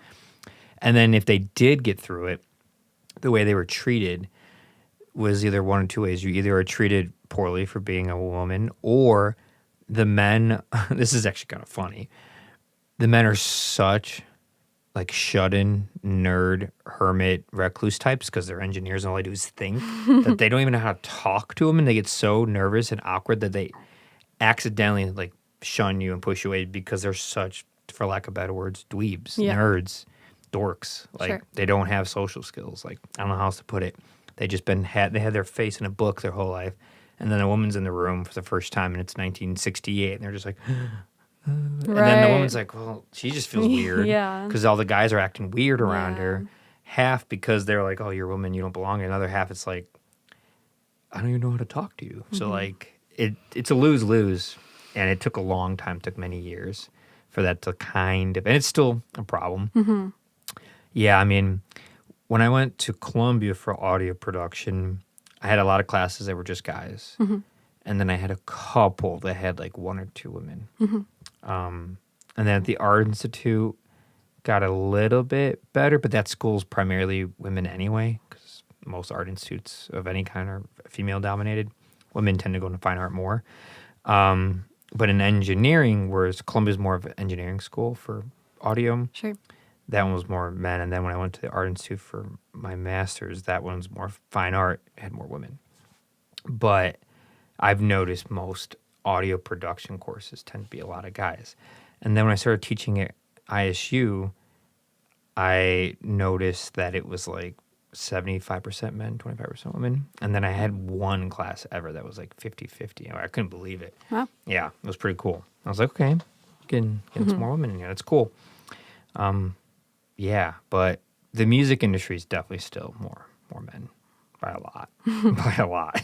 Well, if you look at like the statistics for like, let's just say like the academic setting of like going to jazz school at a conservatory, like outside of like anything else, like classical, like you just look at the jazz program, at least in my experience, like I was the only female coming into my class of like jazz studies. Whoa. I mean, it's a small program, totally understandable, but it was like just a lot of white boys coming in, playing different instruments, and like those were my friends, and like that was my class. And I remember just like always hanging out with them, going to jam sessions, playing with them, and just like that was like my normal thing until one of my best friends, like, I mean, she also started at the same time. She was coming from a different school, but she still had the same amount of like years and credits left. And we started to get closer my junior year, I think. So like 2 or 3 years ago, we started to get really close, and we started talking about it, and we were like, we're like the only women in this program. Yeah. Like aside from like a handful, like you could probably count on like 2 hands how many girls were in the entire program. How many people are in the program? I'm trying to think how big the jazz hall is, because that's like where we like always met.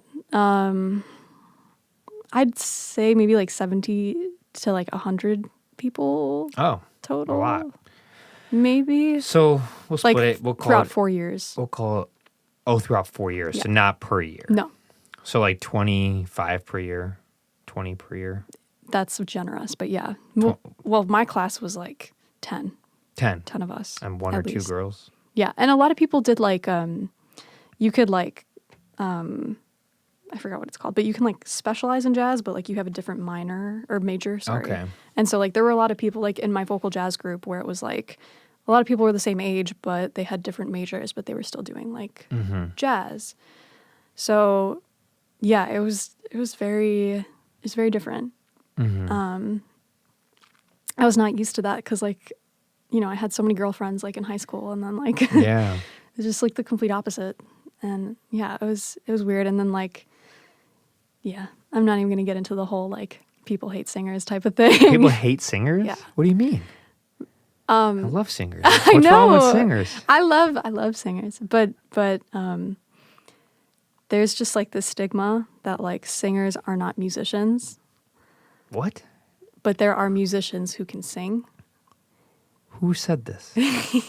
Sounds like someone young. Not gonna You name gotta names. say this. Don't have to say names. I respect that. You gotta like. You can't leave me hanging. You're telling this to the wrong person.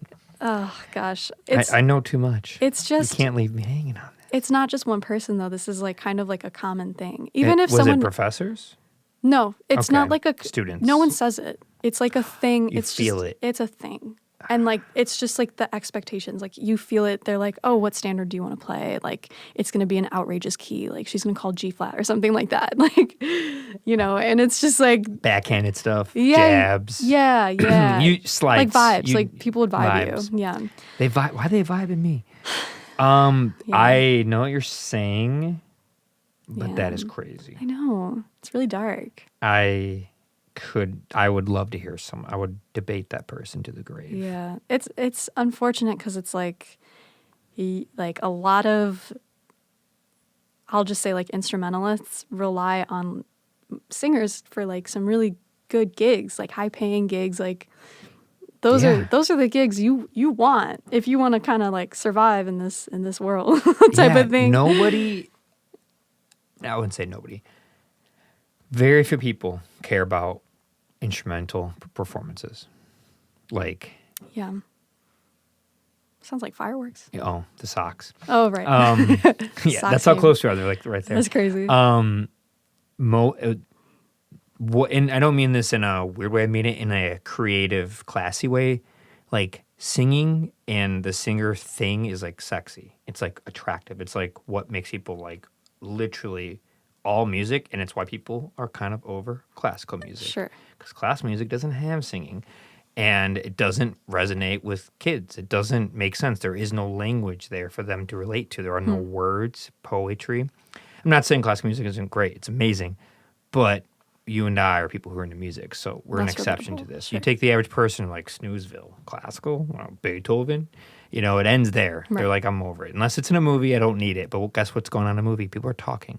There's dialogue. That's why classical music works in scores for films, because there's other things to captivate you and visually. So the voice is like the most prominent thing. It's the most important one. It's the most relatable one. We all have one. We can actually all use this instrument and hone in on it.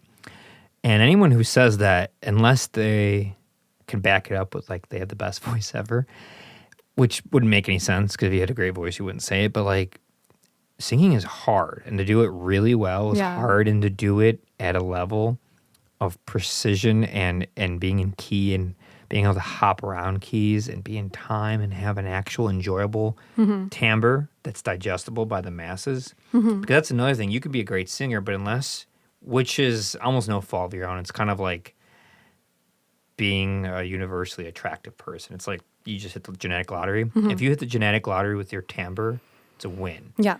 If Whitney Houston had a different timbre, she wouldn't be Whitney Houston.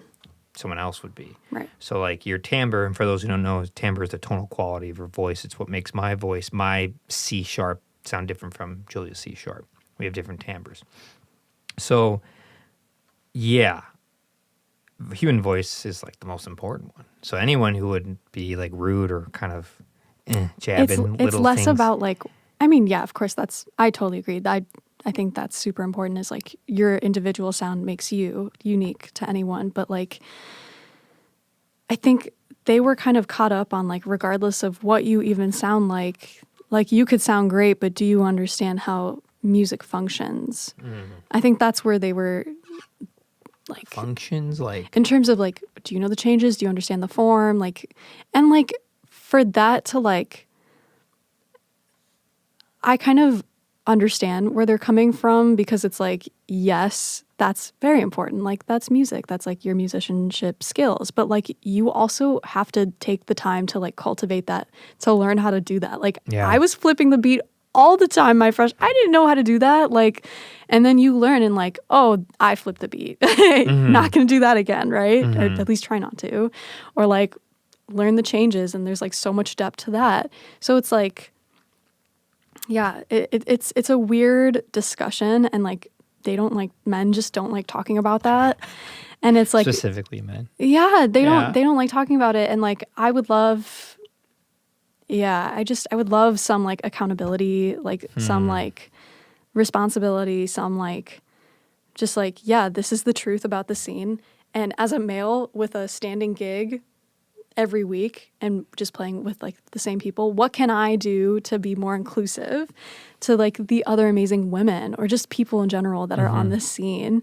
And like I just see people playing with the same people so much, and there's nothing wrong with that. Like those are your boys, I get it. Play with your boys. I love that for you. But it doesn't hurt to like one gig, just try. At least not even for the gig. Like reach out to this person and be like, hey, like we should play. And like sounds like you're thinking of some people. I do. I have a lot of opinions for sure, but that's good. That's good. Yeah. I'm glad. What I told you before, how I'm deliberately trying to be more aware of and learn more, because you're right. Not enough men are socially taught or trained, or whatever word you want to use, to be honest and like communicate and have exchange on a mature adult level with women.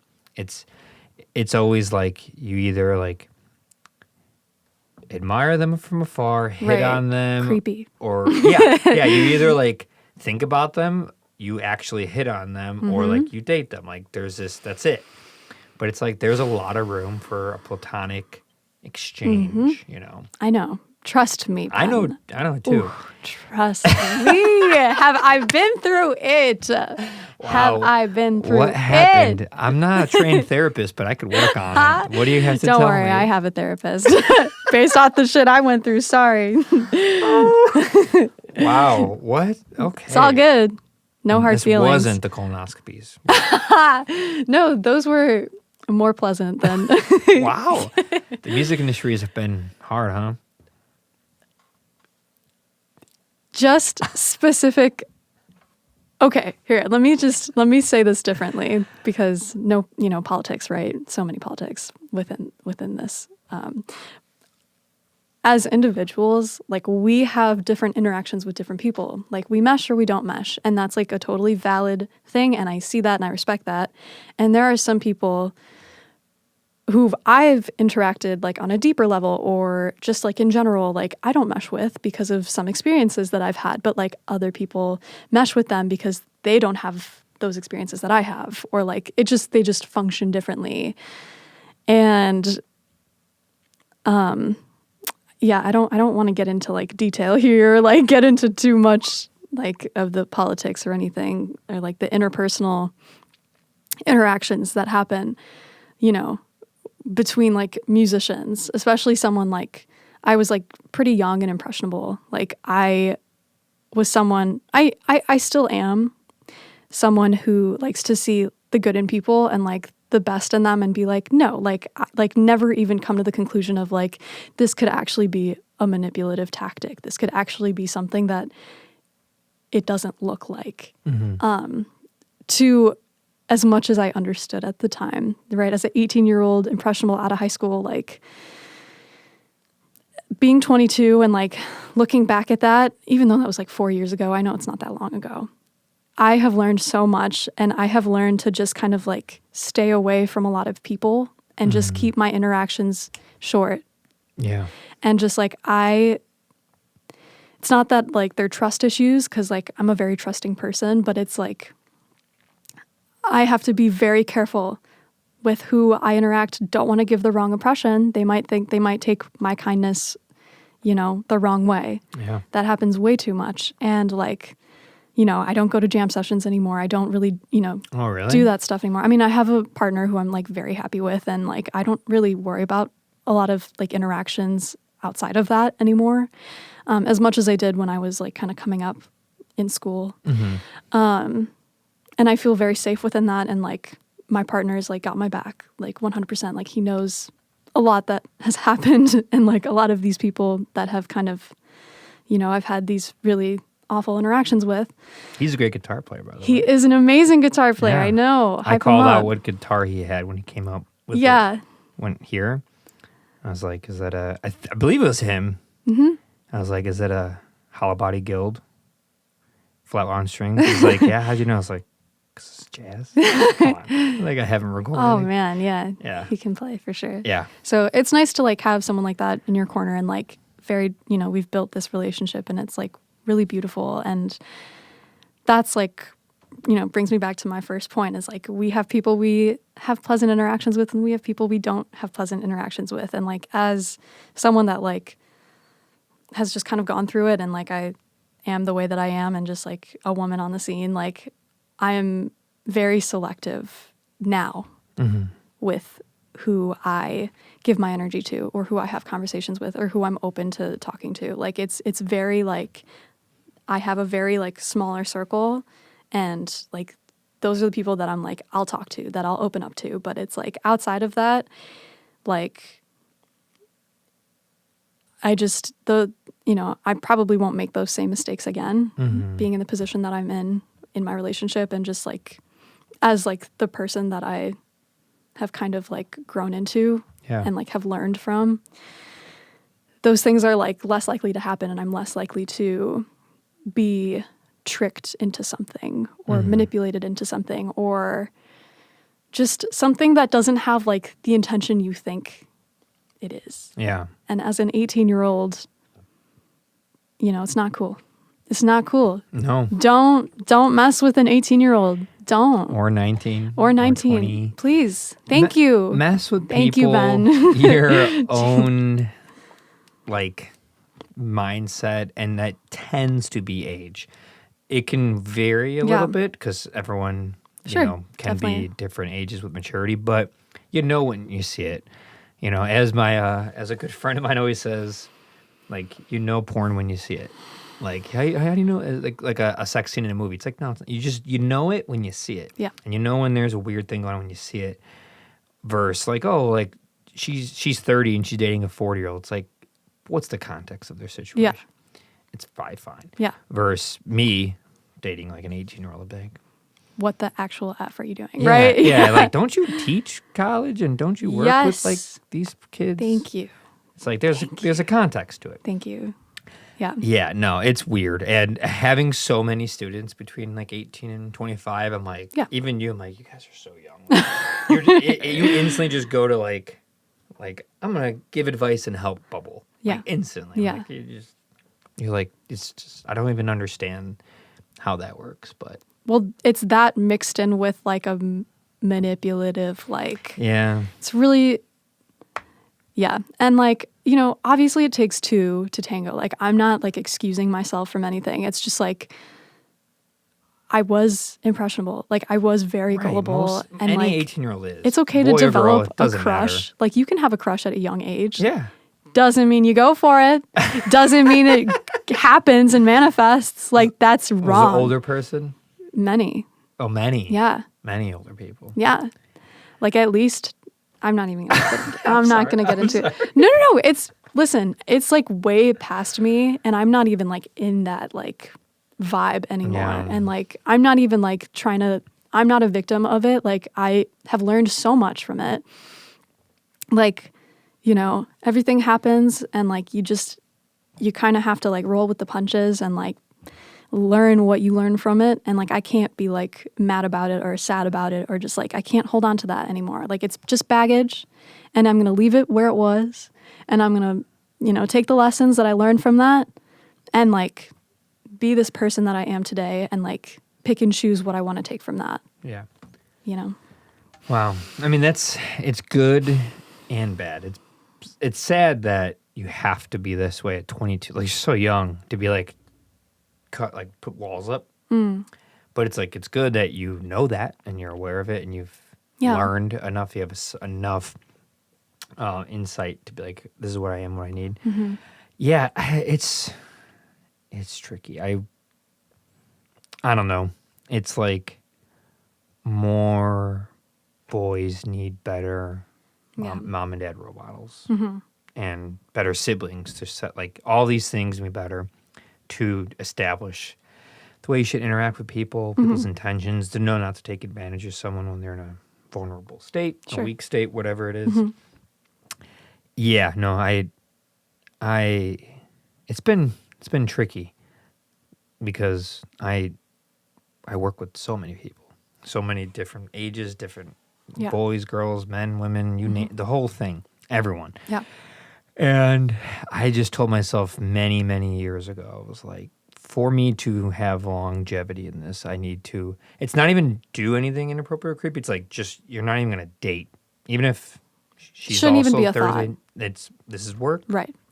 That's private. Exactly. And I've always done that, and I'm grateful because it's everything I've ever done hasn't affected this. This has all been okay because I've kept them all separate forever. And, you know, a lot of people I know, if I was single, when I was, people be like, you meet all these people, how do you have a hard time dating? It's like, I have a hard time dating because I'm deliberately staying outside of the people I meet, which tends to be everyone I know, and everything I do is through something DZ related. So it turns out to meet someone, I have to like go way outside of my bubble, which isn't really hard with the internet, and I have a car and I'm an adult. Yeah. But it takes effort. I have to like try to do it, you know. And everything worked out. Yeah. But I had to always try and like stay outside of it and stay away from it, like, and just train myself to like, think that way. It's like, yeah, of course there's attractive people that I work with. Like, I'm human. It's how you behave. It's your demeanor. It's your words. It's your physical way of doing stuff. You know, it's okay to hug someone. How are you hugging them? It's okay to shake their hand. It's okay to give them a compliment. There's a way to do it. And you just know when you know. Yeah. It's, I don't know. I've heard a lot of bad stories from your vantage point, from a lot of women. And I've had them on this podcast or in private. And I'm like, man, it sucks. Because I don't have any of those. I mean, I have like a story, but it had nothing to do with the music industry. So it's like when I hear it, when someone's trying to follow their dream, their childhood dream, their passion, they go to college for it, they play all these gigs, and these people are just like ruining it for them. It's like, it's such a bummer. It's like, why does it have to be like that? It's like, I will say, like, I'm grateful to be in the position that I'm in now, because like if those things hadn't happened, I wouldn't have learned from that, and I wouldn't know who like my circle is, and like I'm that much closer to knowing who I want to play with, who do I work well with, like, and even if it's like the 40-year-olds that are like giving me great mentor advice, like, so be it. Like, I love that. Like, thank you for being someone that looks out for me and understanding my experience and taking the time to listen to, like, you know, those other experiences that I've had and not doing that, you know? And I just, you know, I can't be hung up on it. All I can do is try to protect other women and other people that like identify that way, that like are new into this. And like, I never want someone to like go through some of the things that I've gone through. And it's just like, if I had someone there to tell me like, Julia, this may not be like what you think it is. Like, you know, and it's hard to like see from that perspective, especially if you're not in it, like just like a mentor, someone like older or someone who knows that person. Like, it's hard to like know exactly what's going on, but like, it's nice. I think it would be nice if like, you know, for me to like, you know, step into that. And like, I have like, I have taken that step before for like someone else and just been like, listen, this is the truth of what happened. And like, it's kind of happening to you. And like, I don't want you to A, lose a lot of money, or like B, like get taken advantage of in the same sense because they're like this elder or because they're older and they're great at what they do. Doesn't mean you have to, you know, participate in what they want from you. And it doesn't mean that you have to like, what's the word? Like peer pressure, like get into like, just be convinced, I guess. I don't really know. Like, persuaded? Yes, thank you. Persuaded, like, you know, that type of pressure. Yeah. So yeah, I mean, I'm happy with where I'm at right now, and like I'm still figuring it out and like learning about what I want to do with music in my life. But it's like, at least I'm surrounded by people that love me and support me and have their best interest in like loving me. And like that is so important. And like that's just such a blessing, you know, like I don't ever want to take that for granted, you know, ever. Even if it is like a small circle, like you know who you can go to, like you know who you can turn to, and you know who you have to talk to professionally. Like what you said, like work and life are very separate. They have to be. I mean, it's hard with music, but it's hard. Yeah. You definitely have to try real hard. I'm very, very specific and cryptic, you know? It's like I pretty much leave my family and girlfriend out of everything I do. And vice versa. When I'm with them, I try not to talk about the stuff I do, but then people ask questions, you know, family gets curious, but I try to keep them separate. Sure. And it's on just at the foundational level, it's very healthy for you. And then at like another level, it's good for their anonymity and yours. And then at a high level, the internet's a creepy place and it's more safety. And depending on who you are and what you do, it's creepy for different reasons. Like for you, I'm just generalizing and guessing, for a young woman, it's probably creepy in a very obvious way, mostly romantically, sexually type stuff. For me, not so much. I'm not afraid of people. No one's going to do anything to me sexually. I'm not going to get messed up on the street. I'm just not. I'm not a small woman. You know, it's just the way it is. But it gets weird in other ways. People can Google stuff and they can manipulate stuff and make weird videos. Not like that hasn't happened. And do strange things to you. And, you know, my old home, the old DZ Records and DZ Fest in Hickory Hills, tens and tens of thousands of people knew where it was. Right. Because they went there. Right. And then another couple tens of thousands because it's all over the internet. The address is everywhere. It's on Google. If you type in the DZ, it shows up on Google, my address. Like, it's a thing. My phone number, the whole thing. I had to accept that. So with that comes a lot of weird behavior from the internet. And I do creative things, and creative things attract creative people. And creative people can be in a world of very stable to very unstable. It's just what makes, I think that's the cocktail that makes creative individuals. They have a different way of thinking, which I love. I do it too, but you sometimes can tap into people who aren't so stable. So, yeah, I keep everything completely separate. I don't post, it's very rare I post any personal stuff or family stuff on the internet, like at all, like anything. Yeah. And people have asked me, like, why don't you do this? It's like, you don't even want to know. You don't want to know the things I've seen and what I've heard and who's been at my house and the threats. Oh, my gosh. Like, it's... Oh, God. Oh, yeah. Yeah. You don't want to know. And it's not, again, it's not the same ones that you would deal with. Yeah. Yours are very different. So, I'm like, I should probably protect myself. Mostly, like, the women in my life. Not even just a girlfriend, you know, a niece, a cousin, anybody. It's like, they don't need... that it's my thing. They don't have to deal with it, you know? Yeah, comes with the territory when you open up your home to the world. Oh, I'm sure. Yeah. Do you still do the festivals over here? I'm trying to get it started in the city. I'll tell you more about it after. Beautiful. Yeah, that's trying to do in the park next summer. Taking this year off to work on the documentary that we made about all 10 years. Yeah. And then do it in the park and kind of have to reestablish connections in this neighborhood. My old place. Kind of ran things, kind of I was there my whole life. My mom was there. My grandpa built the house. So, like, Wow. my family was there for 70 years. We were, like, the local, like, we knew everybody. And I knew everyone. And the firemen, the police, the mayor, the local business. I mean, I just knew everyone. So it wasn't hard to do it. And the more I did it, the more everyone knew me. A really funny story, actually. I think it was after this one, the 9th one in 2021.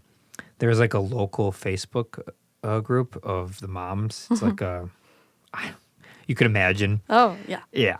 And they were one mom, it's a bunch of white old moms. And so one mom was like, yeah, they got nothing better to do. And she's like, what's up with this DZ Fest? What is this DZ Fest thing? And she was trying to shut it down.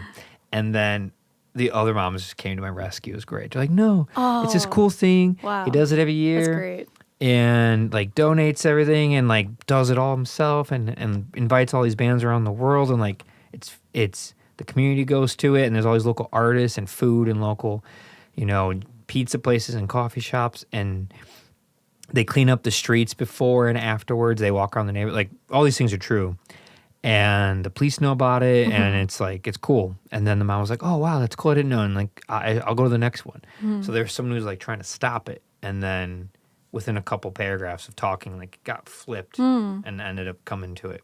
Wow. And what I'm getting at is that kind of trust and like, I don't know, control's not the right word, but like strength takes time to build, Sure. So I need like, trying to do that now. Yeah, in 10 years. It's beautiful. Yeah. I mean, no matter what happens, 10 years was wild and great. And I mean, I had, just in the fest alone was, I think, 300 performances just from the fest. Wow. And the sessions is like 1,600. So, yeah, I don't know. It's a lot. Awesome. Yeah, it's thousands and thousands of Man. bands. Yeah, it's cool. It's so many now. It's so many bands now that and you proved this last Tuesday when I saw you. Yeah. Yeah. If I go to any kind of a music event, like any kind, could be at a bar next to some boats, I will meet or see someone there that I've worked with. Like, it's never not happened in the last couple of years, which is cool. It's fun because it's nice, but it's funny when I'm with my friends because they're just like, here we go again, But I'm like, this is nice. It's like there's been a web. It's connections, and it's cool to see the bands doing the thing and to run into people. And it's fun. I like it. Yeah. But yeah, that was funny for those listening, and I guess watching. Last Tuesday, I texted Julia to confirm this podcast, but it was just kind of random. And then I went on a bike ride with some friends all night. And then we randomly stopped at this bar. Like, you don't live near it. I live closer, but it's not a place I go to. It's not close by. And I just stop at a bar on a bike. There's live music. We heard it, so we stopped, and you're there. Yeah. And I'm just, and your boyfriend's playing, and Yeah. I've worked with him. And I'm just like, that's so ridiculous. Like, Yeah. it was so random. Yeah. That's funny. Man. What time is it? We're almost at 2 hours. Did you know that? No, I didn't know that. What? I know. I was so nervous. Really? Still a little nervous. Are you nervous? What are you nervous about? I don't know. It's just like, I'm not like, so singing and talking are very different. And Yeah. like social skills are like always trying to improve on. You feel like you have weird social skills? Do you feel awkward? Sometimes. I mean, I used to. I think I've like learned how to communicate through experiences like on this scene because like I've run into really awkward musicians before, and I'm just like, I got to figure out how to get out of. There can be some that whole like keeping your face in a book. It doesn't have to be just science. It could be a book on notes. Oh, I know. And all you know is your sheet music, Yeah. and you are impeccable. But when it comes to just talking to someone and looking in their eyes, It's hard. I know exactly. Yeah. I used to be an awkward kid too, and practice makes perfect. Right. Because I meet exactly. and work and talk with so many people, I think I've talked about this before on this podcast. I think it's becoming a problem because I'm like, I wouldn't say numb. I'm not numb. I still have feelings, but nothing And when I said nothing, I mean a 60-mile-per-hour car accident into concrete walls. I was fine. I literally like, I told my girlfriend, like, relax, it's cool. You like, I was just trying to calm her down. She was freaking out. I'm just sitting there like, we're good.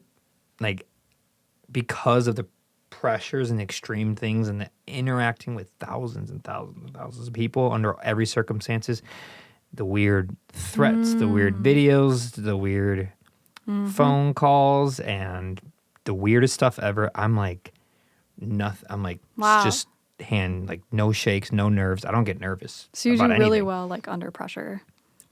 Excellent. No, Wow. zero nerves. Yeah. Performing, guest speaking at my old high school, colleges. I get thrown into a new class, a new job interview. It doesn't matter what it is. I'm like, let's go.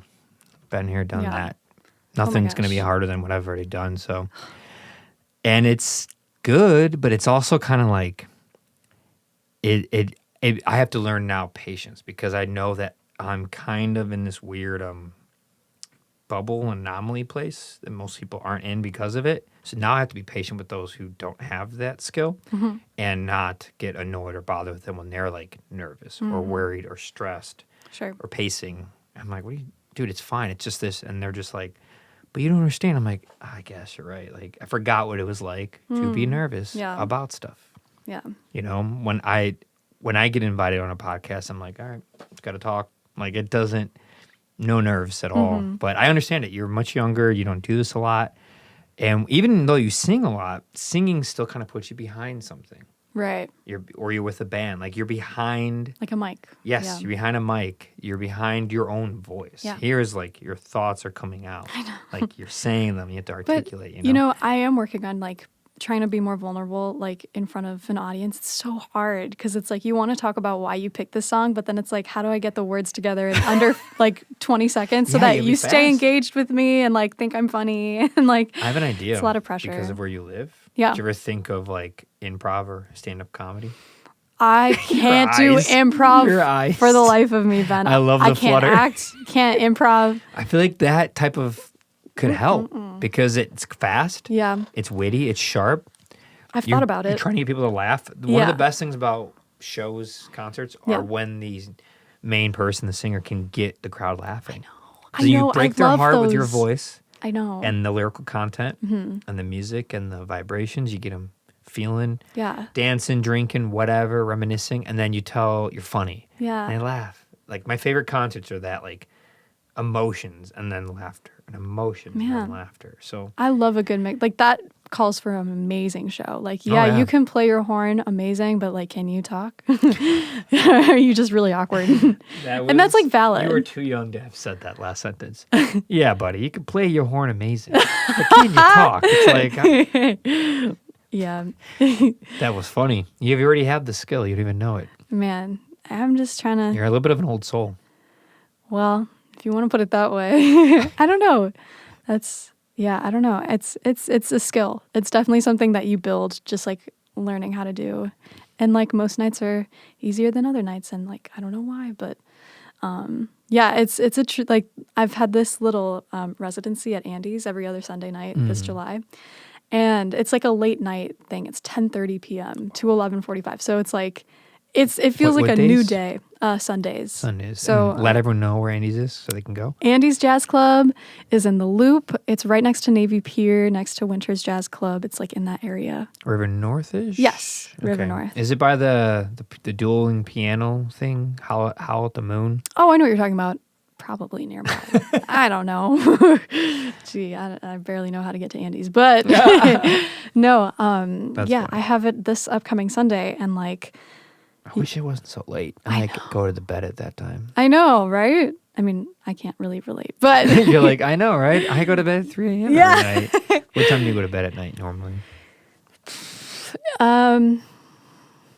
I guess. it sucks because like those are my creative hours. Is like once I hit 1 a.m., I'm like sweating, and I'm like, I need to do this now.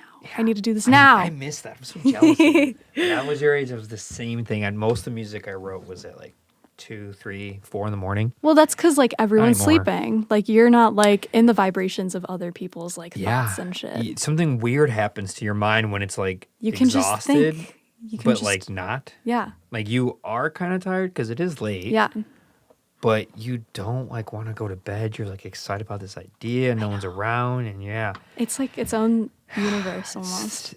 by far the most songwriting I ever did was Yeah. past midnight. Yeah. By far, I normally get into bed Monday through Thursday, Friday, almost every day at like 10:30. Wow. Every I'm day. so jealous. That's Every day. great. Yeah, it's great. I wake up at 7 every day. I usually Mm-hmm. get 8 hours and do stuff all day. And God, yeah, I wish. this took 30 years to get into this. I didn't get into it. I was like 30, 31. The pandemic allowed for it. I was like, oh, I have time to like actually have a circadian rhythm that works instead of like just Yeah. flip-flopping all the time Yeah. or going to bed late. I'm like, none of my peers, I'm 33, none of my peers are out on a weekday past 10. Like Yeah. none of them that I'm aware of. So what am I doing? Like, why stay up late? Weekends are tricky in the summer. It's really tricky.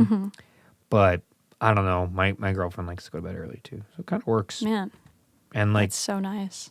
my close friends are maybe like 1 hour later than me. So it's like not a big deal. You know? Man, when you have gigs that end at midnight, That's what it's I'm tough. saying. That's why I love playing. It's so lame, but I love playing all ages shows. When they're like, or going to them, they're like, oh, it's all ages. I'm like, yes, we'll be done by 10. 'Cause they have to be done by 10 Sure. because of curfew. right. It's great. I'm like, Right. good. I'm at home by Yeah. 10:30. There's no traffic at 10. Boom. Yeah. But when it's like, oh, it's 21 plus at like, Kohl's Yeah, on a yeah, Saturday, yeah. I'm like, here comes 2 a.m. Right. Like, there's no way around a Kohl's 21 plus show. No, it starts at 10. Yeah, it starts at 10. 4 bands, you're like, oh, jeez. I mean, I love it. I played them. Yeah. I enjoy them, but I got to do them sparingly Oh, because yeah. I'm just getting so tired of being tired. Real. You know? Wow, well said. That's so real. It's true. It is a decision too. Yeah, you have to like really try it. And your friends are like, oh, let's go to, well, we're truly in different places. But yeah, at your age, oh my God, I was up till like 6 a.m. every day, 5 a.m. Oh, I'm a happy medium, I would say. 2, 3 a.m. 1? Midnight 1. Midnight 1? Yeah. That's like not bad those for are good 22, days. Those especially are good days. post-college summer. Listen, impressed. I'm like, I don't go out like that. I'm just trying to All right, you don't club anymore. I don't really do that. Ever since it became legal when you turned 21, you're like, Yeah, literally. I'm like, well, now I don't want to do this. isn't that funny? When Don't something's drink, don't legal, wanna- you're like, so you don't drink at all or just like once in a while? I like Moscato. I'll drink some wine. Moscato. Scott. I know. It's so lame. But it's so That's good. I just think like it's a very north suburb thing to drink. What? Rosé. No. Moscato, Well, I don't mimosas. like anything that tastes like alcohol. Oh. So if you want me to drink it, it can't taste like alcohol, but I also don't like drinking things that aren't water. What about that aren't water? Okay. So like, well, beer is mostly water. And Disgusting. Disgusting. Well, I don't drink beer. That's funny. I So didn't get gross. into beer until like 26, 27. Interesting. When I was your age, no beer. Hated Yeah, it. yeah, no. Disgusting. So gross. I don't know what happened, but I did notice a massive taste bud because I didn't drink coffee. I don't drink At coffee. your age, no coffee, No coffee. no beer, no weed, None of it. no cigarettes, nothing. I don't do like, that. Nothing. Yeah. No no psychedelics, just zero. And even didn't really have sugar much, didn't have sodas, nothing. And then something weird happened in my late 20s. Like I developed a taste and ability to handle like alcohol. And now I like the harshest versions of everything. I want just straight bourbon, beer, wine, Interesting. scotch, cigar, a joint, like just like that. I don't know. It just took many, many years I did not have it at your age. It took a lot longer. I don't know what that is, but it happened.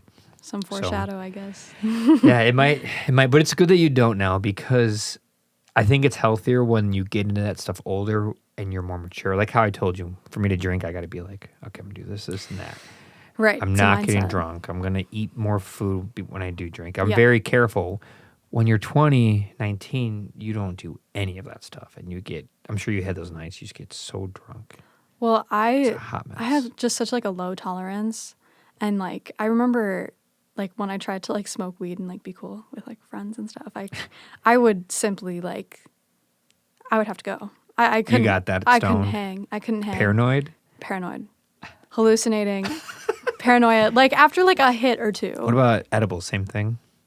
Didn't try. I kind of just I okay. gave up on it. Yeah, that's fine. Yeah, You'll be better off. It's not for me. I would say when you're older, maybe revisit it when you're in a different place, head state. Maybe. You might develop everything changes Yeah. after, late 20s. I've tried Brain like develops everything. CBD and like a medical, like something like as close as medical marijuana as you can get without getting like a prescription. Mm-hmm. Like going to like, what do you call those places where you can buy weed legally? A dispensary? Right, the dispensary. And like, because when the flare-ups were bad, they were bad. So I was like, I'll try anything. Oh, yeah. So I would like try to find weed. Does CBD help? No. I mean, I didn't commit long enough to it. I just like steroids, like that was like the quick and easy fix. Yeah, there were certain things that weed's not going to do it. Yeah. And your health issue might have been too serious Yeah. for weed. Like, weed's going to fix it. It's like, Right. What it will do, and I've experienced this many times, it will help tremendously with pain. So it might not get rid of inflammation. It does help with certain inflammations 100%, but it might not get rid of pain or infections or things like that or whatever it is you were facing. I'm sure it wasn't just pain. Yeah. But it will help a lot with pain. I would recommend, instead of taking, painkillers, Oxycontin, Right. Vicodin, I'd be like, you should probably just smoke weed or Right. take some edibles. If you don't want to smoke, like literally put smoke in Right. your lungs, then take some edibles. Right. And you might have to deal with being high, but it's way better than being high from Oh my God. and Vicodin. Like, some would argue like, oh, those highs are great. It's like, yeah, it will cost though. Yeah. There's a lot that comes with pain pills. Yeah. Yeah, I'm not big into that stuff. I've never done pills. No. In my serious injury days when I was a wild man, I was prescribed pills and gave them away, threw them out, gave them away, threw them out. I did that kind of combination a lot of times. Just like, I don't need these. Yeah. The pain's not that bad. That's the weird thing about it. A lot of doctors overprescribe those things. Like, every accident or any injury, it is painful, but like, it's not that painful. Yeah. Like, people have been breaking their bones forever and they didn't have pain pills. Right. A broken bone hurts, but you don't really need a pain pill, honestly. Take some Tylenol. Smoke some weed. Be all right. Yeah. Yeah. That's good, though. You're better off. You can focus more on school, work, relationships, travel, save a lot of money. Yeah. Wake up feeling good every day. Right, Right. And then later in life, if you feel like getting into it, you try new things. But Totally. I wouldn't worry about it. And don't let anybody tell you. Oh, yeah, no. that, You can't even try to convince me to try. Like, Good. I know where I stand. Yeah, that's good. Yeah. Yeah, I'm not a person. It's like, what? You're missing. It's like, no. No, I know I'm not missing You're not anything. missing out. What you miss out on is when you do those things too much and you aren't in the moment. Yeah. Because you're waking up too late, because you're hungover, or you don't remember the last night. Yeah. So it's the opposite of missing out on stuff. You're actually taking everything in. You're present. Your memory will be much better too. Yeah. A lot of people who were big drinkers and smokers in their 20s, when they're my age or in their 40s, you ask them, like, what'd you do then? And they're like, they couldn't give you many good stories because it's all hazy. Because when you're intoxicated all the time, your brain is mushy. It doesn't remember well.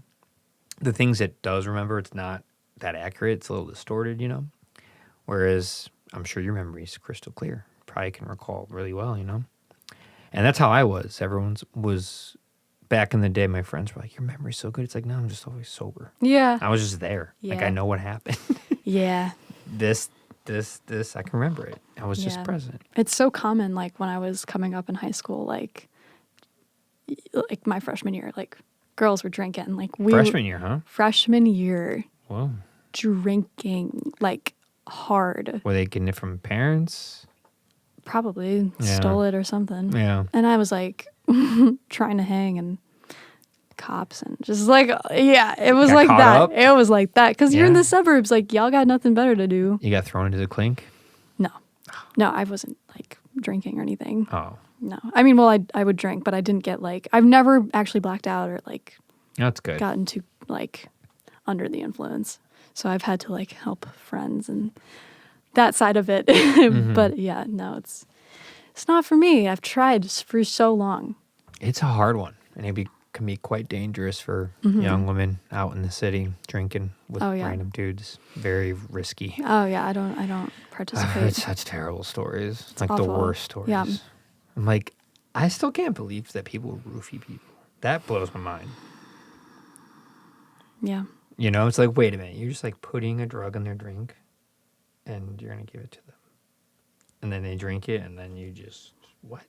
That's bizarre. Well, you know, so strange to me. Thank God that there's like this new lingo going on within like bartenders and like people that work the bars and stuff. Like you can like say you want a certain type of drink and they'll be like, oh, that means you are trying to get out of the state. You need me to call 911 or you want me to walk you to an Uber or call you an Uber or something. And there's like certain lingo that you can like. How do you know it? How do you learn it? I don't know, but I've seen it on TikTok. So just look it up. I love your pose. It's almost like you're doing like a TikTok post. I've learned so much on TikTok. It's so educational. I've heard that about it really is. Younger generations. I mean, I guess I've learned some. It depends on what you're looking at. Right. Like it only follows your algorithm. Oh, so what I are know. you looking at? I've made my like my feed like everything that I want to see, like skincare, hair care, like working out, like food, like nutrition. You know, like you can literally make it like what you want. Yeah. And like, or you can make it hell. You know? Yeah, just like don't. Same with Insta. Same with all of them. Right. You know. The algorithm. The algorithm. So you're into health and stuff? I love it. I love it. I also I love like learning about like metaphysical things, like things that we don't see or things that happen outside of our conscious. I know. Here we go. No, it's just interesting. I don't know much about it. Okay. But I love learning about it because it's like, I don't know, maybe the universe is like something or someone's looking out for you. Well, then I will say one thing. When you're ready, at some point in your life, doesn't matter when, I waited a long time. If you're feeling it and in a good place, mentally, emotionally, physically, and literally like in a good place, try some psilocybin at some point in your life. What is that? Mushroom, psilocybin. Oh, mushroom. Like the natural mushrooms, right? Yeah.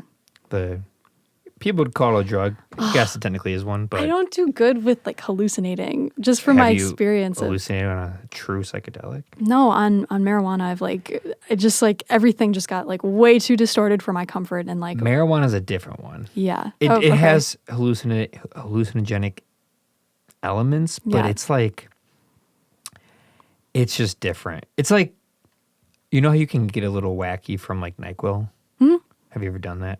On purpose or accident? Yeah, I know what you mean, like loopy. Yeah, it's like getting loopy or wacky from, I don't know if this is a good analogy, but it's like drinking a bunch of NyQuil versus drinking like beer. You're going to get a version of drunk from either, but one has acetaminophen in it and some other stuff, so you're going to get like extra weird, and it's going to feel like you're drunk, but even more weirder, and the other one is just like a light buzz. So in that case, not that mushrooms or weed are equivalent to any of them, but what I'm saying is they have a little bit of the same, it's like the 20th cousin twice removed. Like they're barely related, but they have some things. But mushrooms, it's like, I don't know, based on what you just said, you might truly enjoy it because what you just verbalized, it actualizes in reality. Like you do see the things outside of yourself. You interact with them. You see the patterns and the colors and the textures and the information. Kind of what's underlying the layer that is physically held together start to unravel and kind of move and I guess simplify it, vibrate. You start to see vibrations and wavelengths of like everything. Like you, me, the light, the camera, the mic, the table. Yeah. And it's quite remarkable and overwhelming. And I've never had any bad experiences with it. So, but yeah, whenever I just say, based on what you said, I feel like you would enjoy it.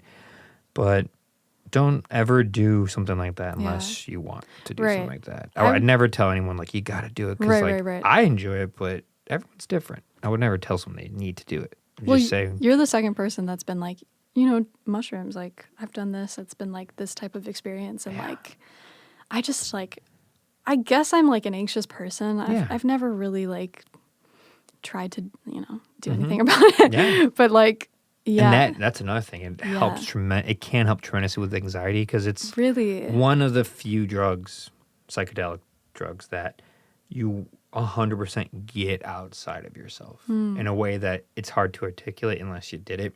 Like, you truly step outside yourself. Like, weed, you get in your head. Alcohol, you lose your inhibitions. But mushrooms, it's like your time is gone. You are gone. You are just existing and everything. It's beautiful. You'll cry. Things are hilarious. I mean, the stuff the last time I did it a couple weeks ago, I was just looking at an ant on the wall, laughing hysterically. I was with some friends. I guess we did acid. They're very close. On July 3rd, we walked around and looked at all the fireworks. It was really fun. Oh, wow. But then we were laying on the ground. It was like midnight. You also don't sleep. You just kind of have this energy of feeling really alert. And I was just looking at this ant, and my friend was like, do you think ants know they're upside down? And we just, it's not that funny. It's kind of funny. It's just goofy. Holy shit. But we laughed for like 30 minutes. Yeah. You know, like what you giggle, okay, move on.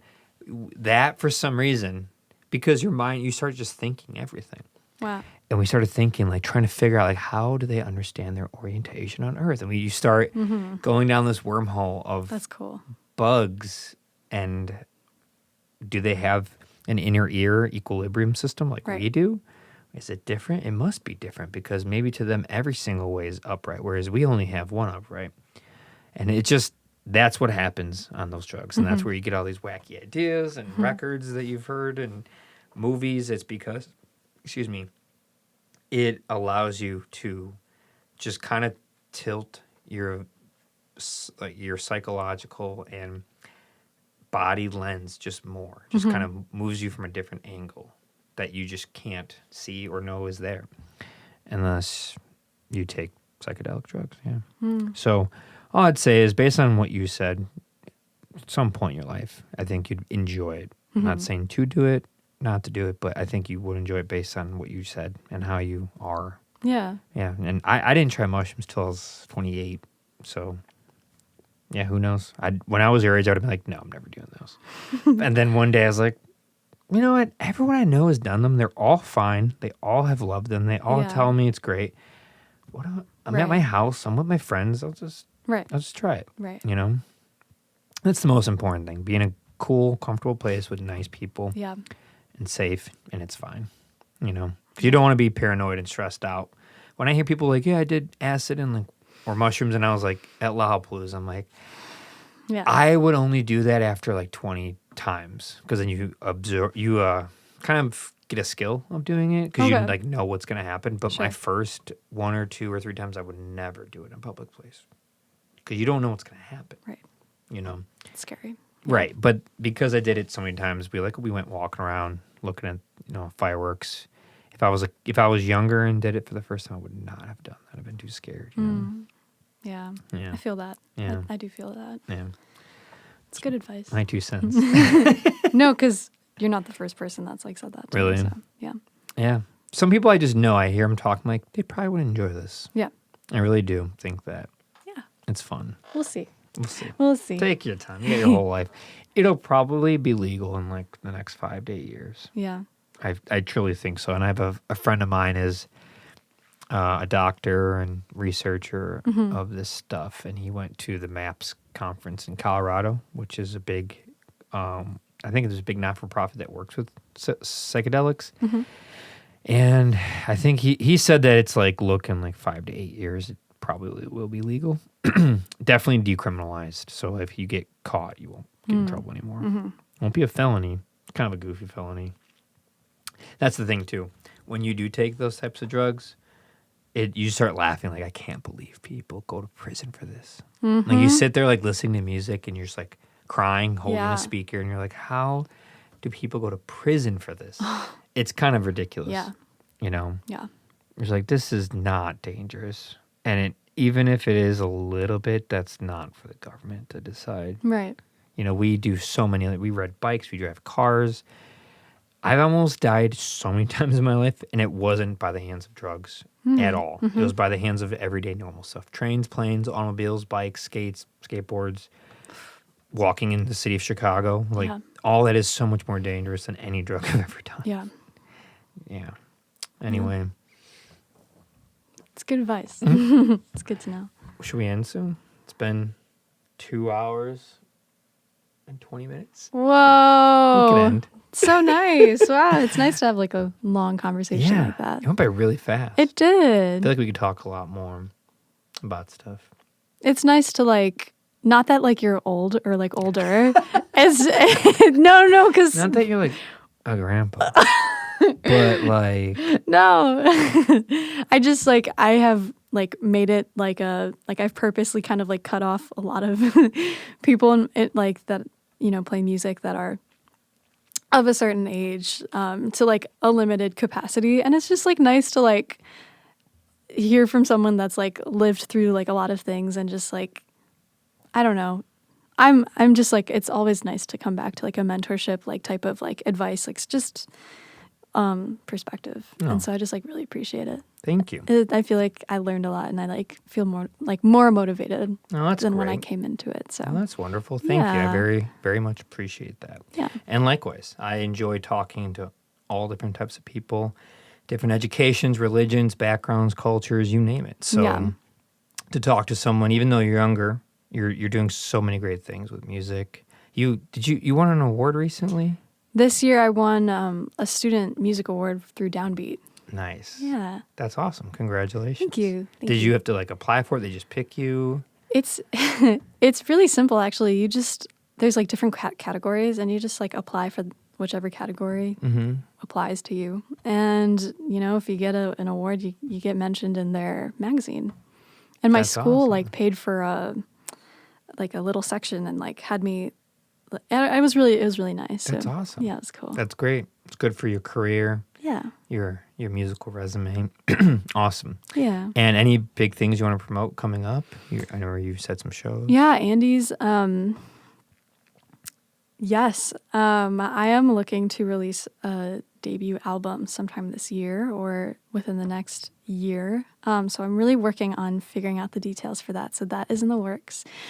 I have a gig at the Jazz Showcase, as I mentioned, in September, and then in January, which is really exciting because I get to just display the things that I've just like recently worked on, which are like arrangements, original music, and just like collaboration. And I love having like a deadline being like, all right, what can I come up with that's like new in my repertoire by this time? And that's like the best thing ever. And then I have something at Winter's Jazz Club, which is a tribute to Ella Fitzgerald and Oscar Peterson. I'll be playing with Jeremy Kahn, incredible pianist, and his trio. And Winters does different themes, and I'm like super excited about this theme because it's like all music that Ella and Oscar, there's really not much records or many records of them playing together, but we found a few and I'm so excited to like delve into that. That's cool. Yeah. Wow. Good stuff coming yeah. up. Congratulations on everything. Thank you. Done with college. You got all these things going on. Yeah. Taking Very it cool. day by day. Very cool. Well, thank you for coming here, Julia. Thanks for having me. Everyone can find you on the internet under your name, right? Yes. Cool. Anything else? No. No. Awesome. That's about it. Awesome. Well, check her music out. Support her. Follow her on the Instagram, TikTok, I'm figuring out how to work that. So Facebook, there's Facebook, yeah. and LinkedIn. We'll go far with it. Come on. I don't even have one, but I'm sure you can find me on there. Thank you for being here. I Thank you, appreciate it. Ben. This was a lot of fun, Yeah. and I appreciate your insight and honesty. This was great. Man, thank you. You're welcome. Anytime. Anytime. Every week we'll be back. 3 All hours. right, 3 hours. We're coming. All right. Take care. Bye, everyone. Thank you.